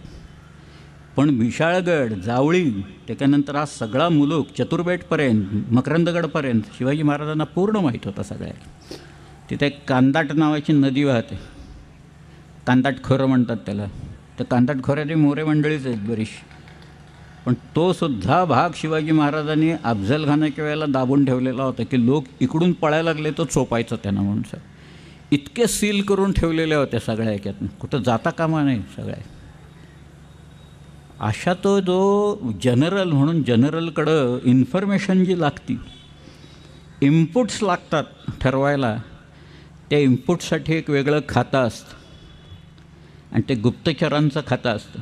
आणि शिवाजीराजांचं गुप्तचरांचं खातं अत्यंत बळकट होतं. शिवाजीराजे हेर खात्यावर प्रचंड पैसे खर्च करतात. ते हेर त्यांना वेळेत बातमी आणून देतात आणि त्याच्यावर शिवाजीराजे आपले प्लॅन्स ठरवतात. हे सगळं दिले ते.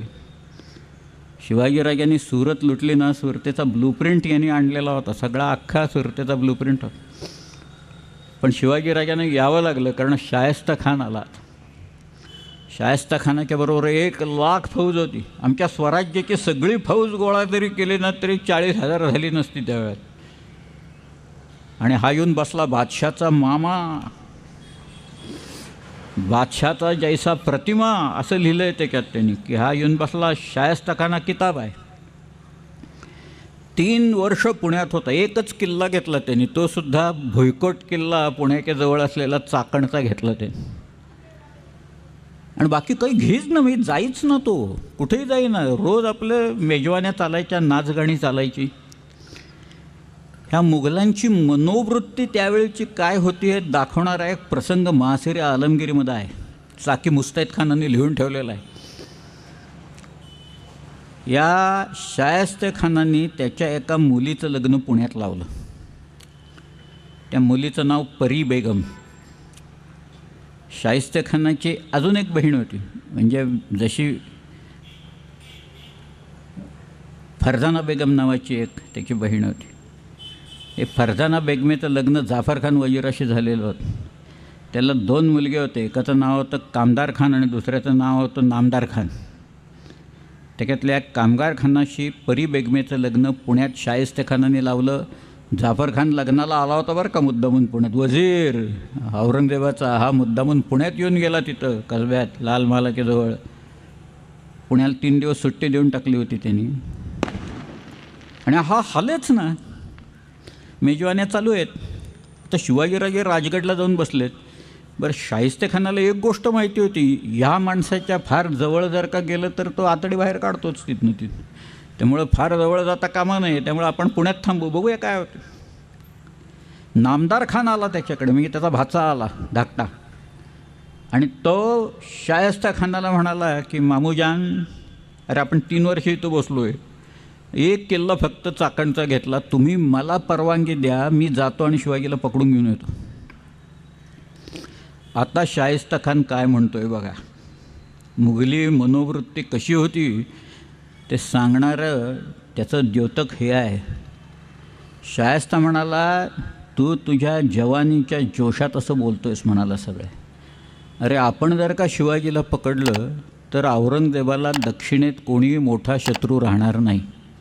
आणि एवढी मोठी कामगिरी केली म्हणून तो आपल्याला काबूल आणि कंदाहारला पाठवेल.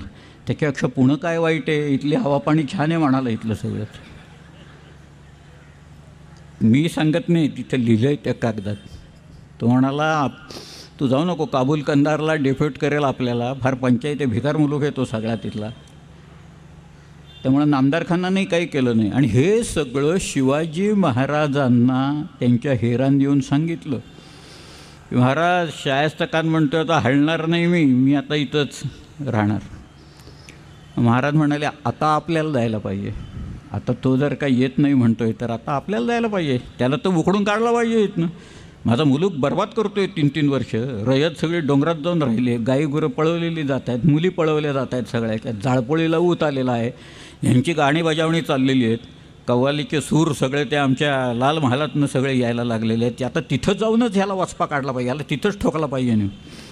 पण लाल महाल काय होता सगळ्यांना माहिती होतं. तिथले वाडे पुणं सगळं अगदी तळहाता फोडासारखं सगळ्यांना माहीत होतं सगळ्या. पण खानाकडं किती लोक आहेत, आपण किती लोक न्यायचे, कसे न्यायचे, काय न्यायचे, ह्याच्यासाठी तयारी लागते ना, ह्याच्यासाठी प्लॅनिंग लागतं ना. अहो, एक माणूस जरी म्हणाला असता त्यातला चुकून, कुणाला तरी भलत्याला भावाला म्हणाला असता, मेवण्याला म्हणाला असता की आम्ही पुण्याला चाललो आहे बरं का, जाणार आम्ही शाहिस्तेखानाच्या इथं, असं जरी चुकून म्हणाला असतं, ते कळलं असतं शाहिस्तेखानाला, म्हणजे काय झालं असतं सगळं. कुणी म्हणाल्याचं दिसत नाही. आणि आता शिवाजीराजांनी काय केलं, मला आठवते मग आमच्याकडं एक नवीन कोणी CEO एका कंपनीत आला ना की मग तो स्वतःचे काहीतरी नियम काढतो. पहिली गोष्ट म्हणजे आधीचा जो असेल, त्याचा जो प्रेडिसेसर असेल, त्यांनी कशी कंपनी गाळात घातली इथपासून त्यांनी सूर काढायला सुरुवात करतो. आणि मी कसा श्रेष्ठ आहे, मी कसा अमुक आहे, माझे कॉन्सेप्ट्स कसे आहेत वगैरे सांगायला सुरुवात करायची. त्याच्यात आमच्याकडे एक वीर आले असेच पूर्वी. आम्ही होतो तिथं, मी त्यावेळेला एक्झिक्युटिव्ह होतो. जस्ट इन टाईम नावाचं एक त्यावेळेला, मी आता सांगतो ही गोष्ट 30 वर्षापूर्वी. जस्ट इन टाईम म्हटलं म्हणजे काय, तर म्हणाले आता आपण इंजिन्स जे आहेत 20 इंजिनं आपल्याला करायचे आहेत, आपण इन्व्हेंटरी ठेवायची नाही म्हणाले. काय नाही, we will work without inventories and we will gear up our ancillary industry in such a way that the entire material will come over here on the same day of the assembly. म्हणजे shop सगळा, बाकीचे बाहेरचे सगळे supplier यांनी 20 इंजिनला लागणारं material त्या दिवशी आणून द्यायचं. म्हणजे सगळं ते इंजिन बांधून संपवून टाकायचं, इन्व्हेंटरीच नाही.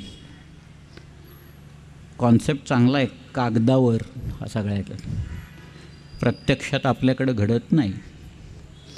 पण आपल्याकडे एखादा लेत असेल, अरे काय झालं रे, माणूस का नाही आला, नाही आई वारली, गेला तिकडं.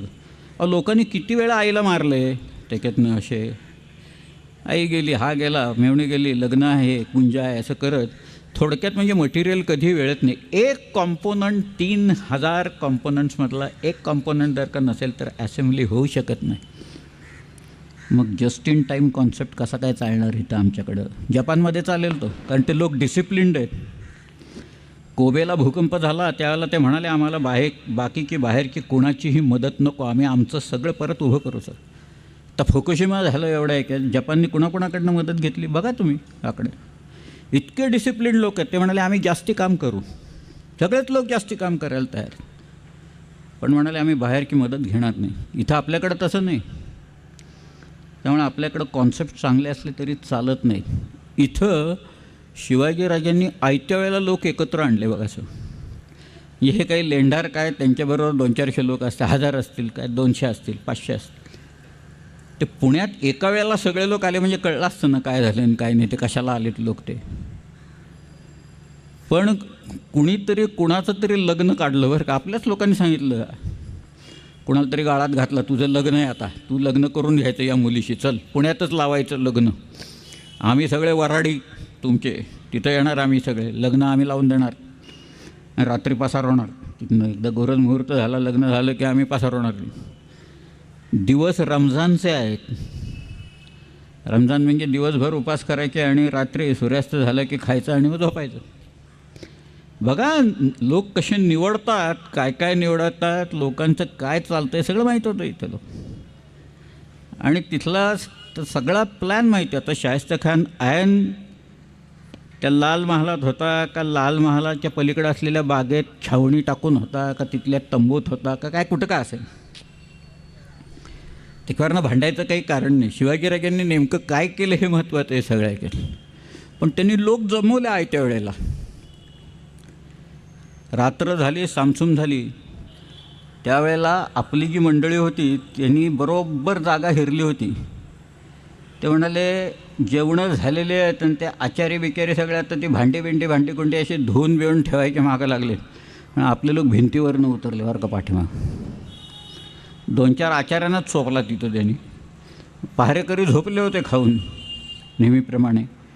मग आपल्या लोकांनी त्यांना असा पहारा करतात काय असं म्हणून मारलं सगळ्यांनी तिथून.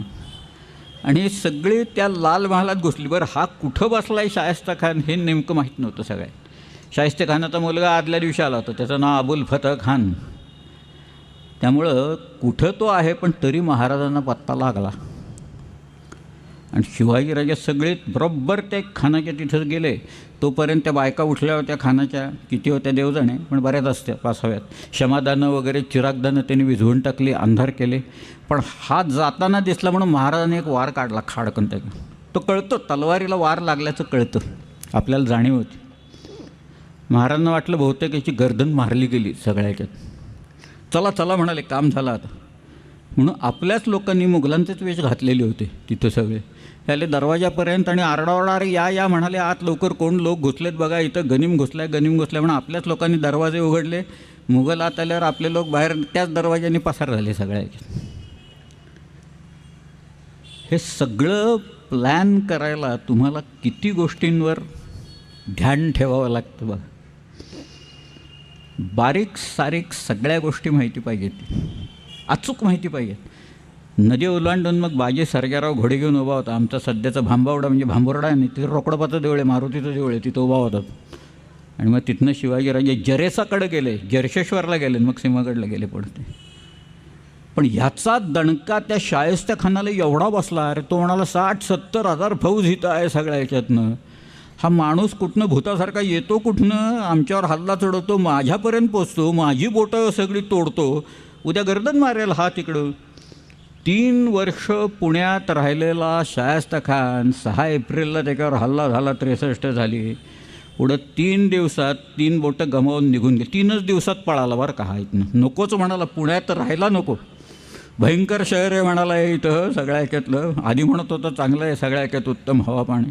तर म्हणाला हे भयंकर लोकांचं शहर आहे. मग तो औरंगाबादला गेला. मग त्याचं डेप्युटेशन बंगालला केलं. बादशाची ज्याच्यावर खप्पामर्जी होत असे त्याला बंगालमध्ये पाठवत असत. सगळ्या दलदलीचा प्रदेश सगळा जो आसाम बिसाम वगैरे मध्ये तिकडं त्यांनी चांगलं काम केलं शाहिस्तेखानाने. तिथं पोर्तुगीज लोक एका बेटावर किल्ला बांधत होते, तर त्यांना हुसकून लावून त्यांनी किल्ला बिल्ला ताब्यात घेतला आहे तिकडं शाहिस्तेखानाने. आग्र्याला वारला तो नंतर. एक मिर्झा मुहम्मद म्हणून, कुणाला काय काय छंद असतात बघा. फार गमतीदार छंद आहे या माणसाचा, हा मिर्झा मुहम्मद म्हणून मी याचं नाव सांगतो आहे. त्याच्यामुळे आम्हाला बऱ्याच गोष्टी कळल्या. हे कुणाला नाणी जमवायचा असतो, कुणाला नोटा जमवायचा असतो. काही काहींचे छंद फार भारी असतात, विपरीत असतात. ते सगळेच काही सांगत नाही मी. परंतु हा जो माणूस होता मिर्झा मुहम्मद, त्याला कुणी माणूस मेला ना की त्याची तिथी टिपून ठेवायचा त्याला छंद होता बरं. मी म्हटलं काय छंद या माणसाचा. म्हटलं हा सकाळी उठला की दात घासताना लोकांना विचारत असेल काल कोण कोण मेलं, कुठं कुठं. जेवढी संख्या जास्ती तेवढा ह्याला आनंद जास्ती. ह्याच्या नोंदी वाढल्या ना, 1500 नोंदी आहेत त्याच्या त्याला तारीखी मुहम्मदी म्हणतात त्याला. त्या तारीखी मुहम्मदीमध्ये 1500 नोंदी आहेत. बाजीराव गेल्याचं आहे, राजाराम महाराज वारल्याचं आहे. काही लोकांना विशेषणं लावली आहेत त्यांनी. राजाराम महाराजांना त्यांनी कर्वफर नमुदा असं म्हटलं आहे. कर्वफर म्हणजे दरारा आणि ज्याचं सगळा असा माणूस तो वारला. बाजीरावाच्याबद्दल तर त्यांनी साहिबी फुतुहात उज्जाम असं लिहिलं आहे. प्रचंड विजय मिळवणारा बाजीराव गेला म्हणत ते. म्हटलं चांगला छंद या माणसाचा. ह्याच्यामुळे आम्हाला 4 गोष्टी तरी कळल्या आहेत. त्याच्यात आग्र्याला हा वारला, आग्र्याला गेला. मुस्तकीरुल खिलाफत अकबराबाद असं म्हटलं आहे त्यांनी, म्हणजे ते आग्रा थोडक्यात नाही. त्याच्यावरनं शायस्तेखानाचं काय झालं आहे कळलं. पण काय झाले असेल तुम्ही कल्पना करा की रात्री हा उगवतो कुठनं एकदम, हा बाबा इथपर्यंत पोचतो, माझे हात तोडतो, तिथनं बोटं मारतो. 3 दिवसात पळाला पुणे सोडून त्याच्यात. आणि 3 दिवस त्यांनी बर्बाद केलेला मुलूक आता करायचा. आता आपल्याला लवकरात लवकर भरपाई कशी करायची मुघल मुलखातनं, तर सुरतेसारखं दुसरं काही नव्हतंच हो तिथं. सुरत म्हणजे अतिशय सधन शहर. त्यावेळेचं मोठं बंदर स्वाली बंदर आहे तिथं. अनेक जहाजं तिथं लागायची. मक्केला लोक सगळे तिकडून जायचे. त्यामुळे सधन शहर होतं. अनेक वखारी, युरोपियन लोकांच्या वखारी तिथं होत्या. त्यामुळं सुरत लुटायची असं ठरवलं. कारण एक दिवस बहिर्जी आला महाराजांच्याकडून, म्हणाला महाराज सुरत मारेली आणि अगणित द्रव्य सापडेल, अगणित मिळेल म्हणाला. त्यांनी असं सांगितल्यावर महाराज एकदम खुश. एका झटक्यातच एवढं मिळतं आहे म्हणताना ते. आणि मग ते पुढचं आता मी सगळं सांगत नाही काय झालं ते. एकच व्यापारी मारला असताना त्यांनी, म्हणजे पकडून त्याच्याकडनं काढून घेतलं असताना तरी सगळ्याची भरपाई झाली असती. त्या एका माणसाचं नाव आहे विरजी व्होरा. त्याच्या एकाकडं 20 पिपं सोनं होतं एका माणसाकडं. हिरे विरे तर वगैरे जाऊच देत, अजून चालू आहे हिऱ्याचा व्यापार सुरतेला मोठ्या प्रमाणात चाललेला आहे सगळा. परंतु त्या बहिर्जीनं सगळा ब्लूप्रिंट आणून ठेवला होता महाराज. कुठं कुठं हात मारला. काय लुटलं असेल पहिल्यांदा जकात घर लुटलं असं लिहिलं आहे तिथं त्यांनी. कॅश असते ना जकातीची तिथं ताबडतोब कॅश हातात मिळाली. परंतु तिथं जायचं आणि परत यायचं, 5-5 हजार घोडी घेऊन जायचं. त्यांचा सगळा खर्च असतो घोड्यांचा. घोड्यालाही खायला लागतंच ना शेवटी सगळ्या. त्याचा जामानिमा सांभाळायचा आणि वेगाने परत यायचं, लूट मारून परत यायचं. शिवाजी राजांनी ह्याला जे प्लॅनिंग लागतं. आम्हाला आकडे कसे मिळाले की तुम्हाला कागदपत्र कशी मिळतात त्याचं एक उदाहरण जाता आता सांगतो. त्या मुघलांच्याकडं सिस्टम्स होत्या. सिस्टम्स नाहीत असं नसतं कधी. इतकी वर्ष त्यांचं राज्य चाललं आहे. ॲडमिनिस्ट्रेशन उत्तम असतं त्याच्यात. फक्त दिरंगाई असते. जसा पसारा वाढत जातो ना तशी दिरंगाई वाढायला लागते सगळ्या. आपल्याकडं पसारा वाढला, दिरंगाई मुद्दामून वाढवतात लोक त्या सगळ्या.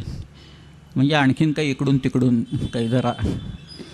पण तसं मुघलांच्याकडं काय आहे की प्रत्येक गावात त्यांचा एक माणूस होता आणि त्याला वाकाई नवीस असं म्हणायचं. वाका म्हणजे वृत्तांत. तो त्या गावात सकाळपासून काय झालेलं आहे या घटना लिहून तो दिल्ली आग्र्याला पाठवून द्यायचं. हे त्याचं काम, वाकाई नवीसाचं काम. काय झालं काय नाही सगळं लिहायचं. बरं काही वेळा तो काय करायचा माणूस, तो सुभेदार म्हणायचा हा एखादा माझ्याविरुद्ध काही लिहून पाठवत नाही ना, नाहीतर औरंगजेब किडून माझी मनसब काढून घेईल तिथनं.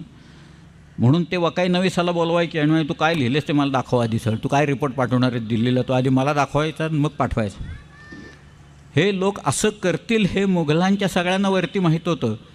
म्हणून काही खुफिया नवीस असायचे. खुफिया नवीस म्हणजे ते कोण आहेत हेच लोकांना पत्ता लागायचं. ते खुफिया नवीस परस्पर रिपोर्ट पाठवून द्यायचे. हा खुफिया नवीस हे माहितीच नसायचं लोकांना. म्हणजे एक उदाहरण तुम्हाला सांगतो मी. परांडा किल्ला आहे. परांड्याचा किल्लेदार होता आणि तिथनं हा नामदार खानच चालला होता, सोलापूरला चालला होता. या शाहिस्तेखानाचा भाचा. आता हा शाहिस्तेखानाचा भाचा आहे, औरंगजेबाचा मावस भाऊ आहे हा सगळा.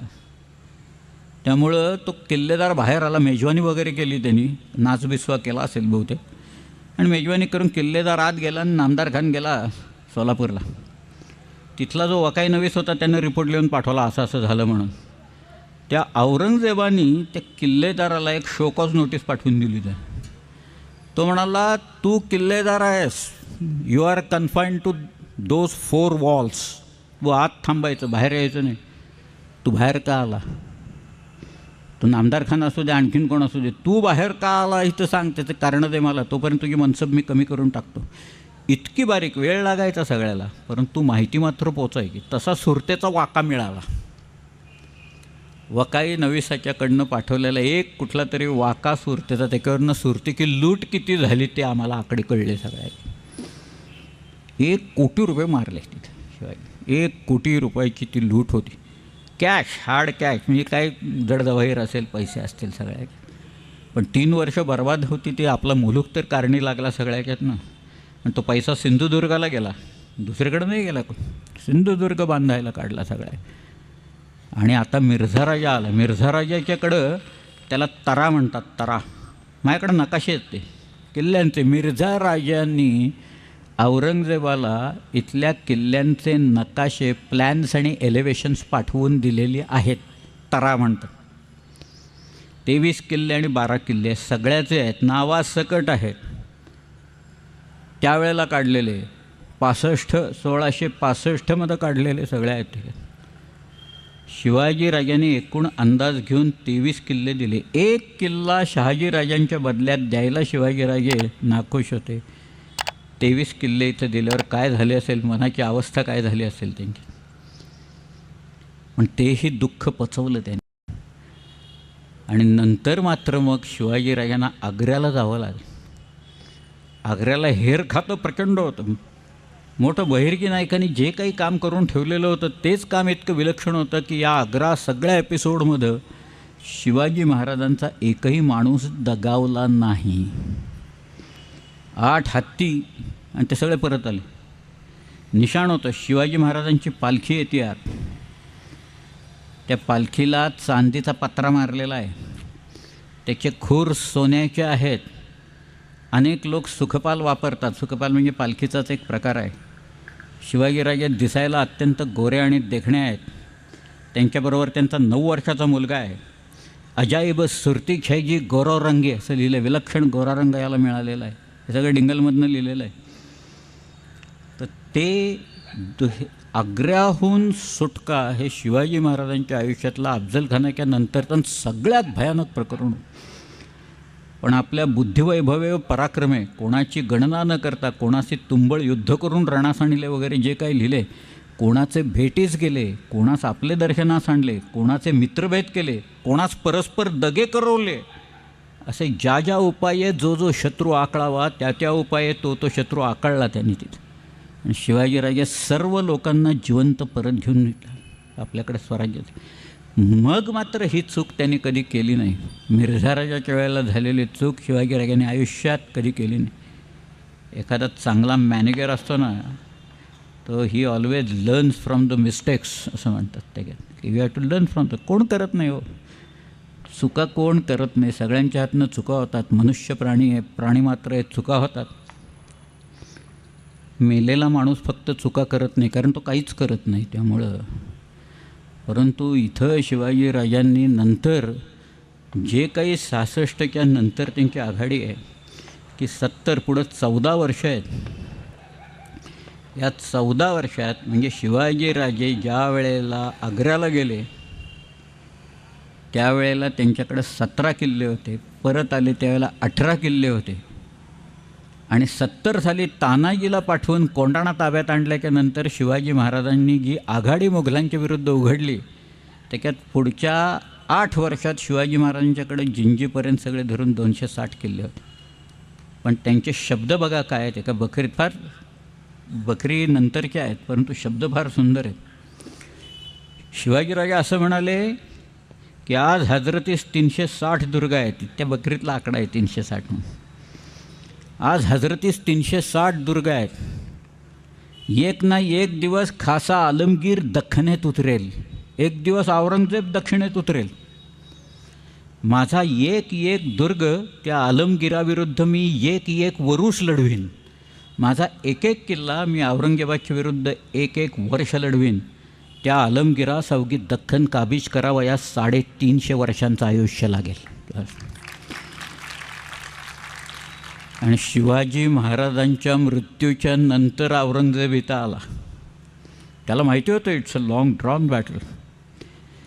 25 वर्ष औरंगजेब इथं आहे. 25 वर्ष हिंदुस्थानचा बादशाह, तख्ते ताऊसवर बसणारा, मयुरासनावर बसणारा, ऐशो आराम दिल्ली आणि आग्र्याचा भोगणारा, हा दख्खनच्या दऱ्याखोऱ्यात डोंगराळ भागात येऊन नाचतोय. त्याची दैना उडती आहे सगळ्या याच्यातनं, प्रचंड दैना. कारण हा मुलूखच आपला असा आहे.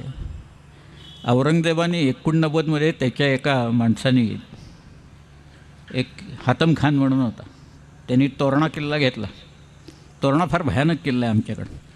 म्हणजे इंग्रजांनी असं लिहिलं आहे की सिंहगड जर का सिंहाची गुहा असेल तर तोरणा हे गरुडाचं घरटं आहे, असं त्यांनी लिहिले. असा तो तोरणा विलक्षण किल्ला आहे, प्रचंडगड. तो हातम खानाला किल्लेदार म्हणून पाठवला. त्याला किताबच दिला, किलहदार खान, बरं का, औरंगजेबाने. गेल्यावर तो वरती गेल्यावर त्याला तो तोरणा काय तो कळून आलं. त्यांनी त्याच्या गुरुला पत्र लिहिले की हा जो तोरणा नावाचा शिवाजीचा किल्ला आहे तो इतका भयानक आहे की इथं तरुण माणसाची हाबेलंडी उडते, तिथं माझ्यासारख्या म्हाताऱ्या माणसाचं काय झालं असेल याची कल्पना करा. असफल्लू साफलीन म्हणजे सैतानाची गुहा आहे असं त्यांनी लिहिलेलं आहे त्याच्यात. इथं फक्त भूतखेतच राहतात, बाकी कोणी राहूच शकत नाही या मुलखात, असं वरती. त्याच्यावर खाली परत तो किल्ला उतरायची वेळच आली नाही, कारण वरती लढाई झाली आणि त्याच्यातच तो मारला गेला त्या हातम खान त्या सगळ्या. परंतु या लोकांची धारणा इथल्या किल्ल्याबद्दल अशी होती, काय होईल काय सांगत नाही. एकदा औरंगजेबाने सातारचा किल्ला घेतल्याच्यानंतर तो त्या माण म्हणून एक तिथं नदी आहे बघा, माणदेशातल्या इथं त्याच्यात खवासपूर म्हणून गाव आहे, त्या खवासपूरच्या जवळ मुक्काम होता औरंगजेब. नदीला फारसं पाणी नव्हतं, त्यामुळे त्याचा मुक्काम, त्याचे सगळे तंबू वगैरे तिथंच मारलेले होते औरंगजेबाचे सगळे तिथं. रात्री कुठेतरी डोंगरात पाऊस पडला बरं का भयंकर, आणि सकाळी एक प्रचंड लोंढा आला आणि त्याच्यात औरंगजेबाची छावणी वाहून गेली तिथे. मग औरंगजेब पडला, तो लंगडायला लागला त्याच्यानं. त्याच्याच चरित्रकारांनी लिहून ठेवले आता तो तैमूरलंगचा वंशज शोभतोय म्हणून, कारण लंगडायला लागला त्याच्यातनं.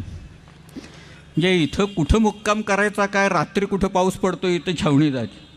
तो विशाळगडून येतो. तर शेवटी आपल्या लोकांनी प्रत्येक किल्ला म्हणजे भांडवलच करून टाकलं. म्हणजे किल्ला लढवायचा, किल्ल्यावरचा अन्नाचा साठा संपला, दारूगोळा सगळा संपला की लोकांशी बोलणी लावायची. किती पैसे देता, कुठं महाबत खान आणायचा, कुठं रुहुल्ला खान असायचा, तिकडे तरबियत खान असायचा. तुम्ही किती पैसे देता सांगा, किल्ला तुमच्या ताब्यात देतो. कोण म्हणायचं 25,000, कोण म्हणायचं 30,000. मग मराठे पैसे घ्यायचे आणि किल्ला देऊन टाकायचे त्या ताब्यात, तुम्ही जाऊन झेंडा लावा. मग तो माणूस एक सोन्याची किल्ली पाठवायचा, ज्याला किली द फतह असं म्हणायचं, विजयाची किल्ली, ती औरंगजेबाकडे पाठवायची. की औरंगजेब विचारायचा, किसने फतह पाई एक किल्ले पर, कुठेतरी सांगायचं यांनी विजय मिळवला आहे. मग औरंगजेब त्याची मनसब वाढवून टाकायचा, त्यामुळे हा खुश व्हायचा. मग औरंगजेब त्या किल्ल्याचं नाव नवीन ठेवून टाकायचा, बारसं करून टाकायचा. मग नवीन किल्लेदार नेमायचा कोणीतरी. मग तो किल्लेदार यायचा, सगळा बघायचा किल्ला, मग डागडुजी करायचा, अन्नधान्य आणून कोठ्यात भरायचा, तोफा वगैरे नवीन आणून ठेवायचा, दारूगोळा असा आणून सगळीकडं ठेवला. नवरदेवासारखा असा किल्ला एकदा सगळा सजला की कुठल्या तरी काळ्या रात्री काळ्या कातळावरनं मराठी वरती जायचे आणि किल्ला जिंकून घ्यायचे सगळ्याचा. असा औरंगजेबाला आपल्या लोकांनी 25 वर्ष छळला. औरंगजेबाच्या लोकांना मारायचं नाही, त्याचे लोक पकडायचे, त्यांचा कुटुंब कबिला पकडायचा आणि सांगायचे किती पैसे देता म्हणजे सोडू, 1,00,000 रुपये द्या म्हणजे सोडतो कुटुंब कबिल. देण्या वाचून गत्यंतरच नसायचं, लोक आणून द्यायचे पैसे. त्यामुळं त्यांचे लोक हेच आपलं भांडवल झालं, आपले किल्ले हे आपलं भांडवल झालं. आणि भांडवल किती, सुरुवातीला 20-25 हजार रुपये घेऊन किल्ले द्यायचे आपले लोक. तर ज्या वेळेला विशाळगड गेला, विशाळगडला मोर्चे लावले, स्वतः औरंगजेब गेला तिथं विशाळगडला. पावसाळा सुरू व्हायची वेळ आली होती. तिथला पाऊस भयंकर आहे. त्या विशाळगडच्या भोवताली सगळं अरण्य होतं त्यावेळेला. पाऊस तिथं अजूनही गवे आहेत. औरंगजेबाचा नातू, त्याचं नाव होतं बेदार बख्त. बेदार बख्त निगोसिएशन्स करत होता मराठे आणखी मुघलात पैशावरनं. आणि तो म्हणत होता, आजीजीनं सांगत होता किल्लेदाराला, वरती प्रतिनिधी होता, त्यानं सांगत होतं काही करून किल्ला द्यावं ताब्यात. माझा हा आजोबा हा काही कायम किल्ल्यावर राहणार नाही, तो इथं येऊन परत जाईल. तो गेला की परत देऊन टाकतो आम्ही तुम्हाला किल्ला, पण आत्ता देऊन टाका तुम्ही आम्हाला. मराठ्यांनी दिला किल्ला. किती पैसे घेतले असतील? 2 लाख रुपये घेतले विशाळगड सोडायला. काय जमवले पैसे? कुठनं? पगार नाही, काही नाही. औरंगजेबाच्याचकडनं पैसे जमवत बसले होते लोक आपले. मग सधन झाले, सगळे किल्ले परत बांधून काढले आपल्या लोकांनी, किल्ले लढवले. रामचंद्रपंत अमात्य, हे सगळं जे आहे ना, अमात्य त्यावेळेला होता. शिवाजी महाराजांची नीती त्याला पूर्ण माहिती होती या सगळ्या, आणि तीच त्यांनी कॅरी फॉरवर्ड सगळ्या याच्यातनं केली. ना औरंगजेबाच्या विरुद्ध हा जो लढा आहे, स्वातंत्र्य समर आहे मराठ्यांचं, घाबरले नाहीत कोणी. 89 साली, म्हणजे 87 साली, 86, 87ला आदिलशाही घेतली त्यांनी. 89मध्ये कुतुबशाही औरंगजेबाने संपून टाकली. 89मध्ये संभाजीराजांना पकडून ठार मारलं त्यांनी. 89मध्येच राजधानी 3 नोव्हेंबरला रायगड घेऊन टाकला त्यांनी. बहुतेक शिवाजी महाराजांचं तख्त सिंहासन औरंगजेबाने नेलं. म्हणजे इथं राजा नाही, इथं राजधानी नाही, इथं तख्त सिंहासन नाही, अशा अवस्थेत महाराष्ट्र औरंगजेबाशी पुढची 18 वर्ष लढला. आणि ह्या लढाईचं शेवट हा औरंगजेबाच्या मृत्यूनं झाला. मला वाटतं की औरंगजेबाच्या मृत्यूचं सगळ्यात जास्ती दुःख मराठ्यांना झालं. त्याच्या मुलांना काही व्हायचं कारणच नव्हतं, कारण लगेच मारामारी करायची दिल्लीला जाऊन ताब्यात घ्यायला, कारण इथनं सगळे लगेच गेले. औरंगजेब मेल्याक्षणी सगळे लोक निघून गेले आणि आमचा धंदाच बसला इथला सगळ्याचा लोक. परंतु ते जे काय शिकवण होती सगळी, पैसे गोळा कसे करायचे, काय करायचं, स्ट्रॅटेजीज कशा आहेत, प्लॅनिंग कसं असतं, लोक कसे तयार करायचे, लोकांच्याकडनं कामं कशी करून घ्यायची, किल्ले कसे बांधायचे, काही किल्ले कसे पाडायचे, लोक कसे फोडायचे, औरंगजेबाच्याकडचे लोक कसे फोडायचे, हे सगळं जे आहे ना, हे सगळं त्या आज्ञापत्रात शिवाजी महाराजांच्या नावाने हुकमतपणाने लिहिलेलं आहे. ही नीती आहे. युद्ध जे माणूस जिंकतो ना, ते मी शेवटी एक बॅटल ऑफ विट्स चालतं. औरंगजेब आणि शिवाजीराजांचं आग्र्याला झालं, ते काही तलवारी घेऊन कोण लढलं? कोण नाही लढलं, पण it was a battle of wits. या दोघांच्या केवळ कल्पना, म्हणजे शिवाजीराजे अर्ध काय करतात, औरंगजेब त्याला उत्तर काय देतो, फार वाचण्यासारखं आहे सगळं ते काय. परंतु नंतर जो काही झंझावात आहे, 10 वर्षाचा झंझावात, की शिवाजीराजांनी नंतर दक्षिण दिग्विजय केला. कुठपर्यंत गेले? शिवाजीराजे तंजावरपर्यंत गेले. कावेरी नदीच्या काठी कोलेरून, म्हणजे एक नदी येऊन मिळते, एक सबसिडी त्याची एक आहे कोलेरून म्हणून, त्या कोलेरूनच्या काठावर तिथपर्यंत गेले महाराज. आणि जिंजीचा किल्ला घेतला, जिंजी घेऊन टाकला त्यांनी सगळ्या. किती वर्ष बाहेर असेल हा माणूस? 2.25 वर्ष शिवाजीराजे बाहेर आहेत स्वराज्यापासून. आपण घरी जर का नसलो, आज आम्ही आपले पुणं सोडून इथं येऊन आठवडाभर येऊन बसलो आहे, आणि आम्हाला आपली चिंता आहे सगळी, ते पुण्यात काय झालं असेल, आमच्या घराचं काय झालं असेल, तिकडे आणखीन कोण वगैरे. हा माणूस 2.25 वर्ष बाहेर आहे सगळ्यात. स्वराज्याच्या सीमा विस्तारत चाललेल्या आहेत, माणसं गोळा करत चाललेलं आहे, ग्रंथनिर्मिती होती आहे. आज्ञापत्र नाही, पण त्यांनी कर्णकौस्तुभ नावाचा ग्रंथ कृष्ण ज्योतिषाकडनं लिहून घेतला तेवढा आहे. अनेक ग्रंथांची निर्मिती शिवाजीराजांनी केली, संस्कृतमधल्या अनेक ग्रंथांची निर्मिती. एक रेनेसान्स युरोपमध्ये झाला 15व्या 16व्या शतकात. रेनेसान्स, त्या रेनेसान्स, मराठी रेनेसान्स जो झाला ना, त्याचा पाया शिवाजी महाराजांनी घातला, आणि पुढची 100 वर्ष मराठी रेनेसान्स चाललेला होता. आणि त्याच्यात तुम्हाला आश्चर्य वाटेल की दिल्लीत बादशाह कुणाला करायचं, वजीर कुणाला करायचं, मीर बक्षी कुणाला करायचं, दिल्लीचा कारभारी कुणाला करायचं, बादशाहच्या बायकांना तनखा किती द्यायचा, हे सगळं आपण ठरवायचं. आश्चर्य वाटेल, बादशाहाचं प्रेत पडलेलं आहे यमुनेच्या वाळवंटात. 54 ते 59, दुसरा आलमगीर बादशाह होता, वजीरांनी त्याला मारायचं बादशाला. त्यांनी नाही मारलं तर बादशाह मारेल वजीराला, म्हणून वजीर मारायचा आधी सगळं. पण दिल्ली 6 वेळा मराठ्यांनी ताब्यात घेतली आपल्या लोकांनी. आपण दिल्ली ताब्यात घेऊ शकतो आणि हे शिवाजी महाराजांचं हेच स्वप्न होतं. मला मी ॲबे बार्थेलेमू कॅरे पहिल्या दिवसापासून सांगतो आहे. याचं कारण तो प्रवासी आहे, तो इथं आलेला आहे, तो आहे इटालियन नाही फ्रेंच आहे, तो फराशीच आहे, फ्रेंचमन आहे तो. त्यांनी शिवाजी महाराजांच्या माणसाला विचारलं की हे सगळं झालं तुमचं, राजाला विजय मिळतो आहे, सगळं आहे, त्याचा भूगोल पाठ आहे, सगळं झालं, मग तुमच्या राजाच्या मनात काय आहे, त्याच्या मनातली गुंज काय आहे? शेवटी शिवाजी महाराजांचं स्वप्न एका फ्रेंच कागदातनं आलं आहे. तर शिवाजी महाराजांचा माणूस चौलचा याला म्हणाला की आमच्या राजाच्या मनात सिंधू नदीपासून बंगालच्या उपसागरापर्यंतचा सर्व मुलूक ताब्यात घ्यायचं शिवाजी महाराजांचं हे स्वप्न आहे म्हणते. तात्याराव सावरकरांनी ज्या काही सीमा सांगितल्या, आ सिंधूपर्यंत्या यस्य भारत भूमिका पितृभू पुण्यभूश्चैव सवय हिंदू रीतिस्मृता हा म्हटले त्यांनी, की या सिंधू सागरापासून ते सिंधू नदीपर्यंत या सगळ्या मुलखाला जो आपलं वतन पितृभूमी मानतो, पुण्यभू मानतो, पितृभू आणि पुण्यभू मानतो, तो हिंदू असं तात्या.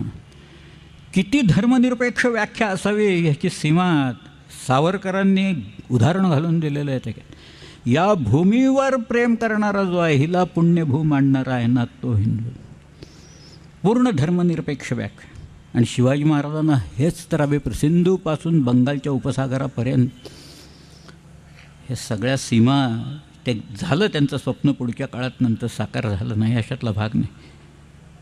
पण शिवाजीराजांनी जे काही छोट्या छोट्या लढाई मी सांगितल्या नाहीत तुम्हाला, अगदी छोट्या आहेत, पण लोकांना अशा काही अडचणीत आणून शिवाजीराजांनी चोपला आहे सगळ्यांना, की कुठं गाठायचा एखाद्या माणसाला अडचणीत, म्हणजे कुठं खिंडीत गाठायचा हे त्यांना कसं माहीत होतं. कारण तुम्हाला सगळे रस्ते माहिती आहेत, तिथे तुम्हाला भूगोल माहिती असल्याशिवाय होणंच शक्य नाही.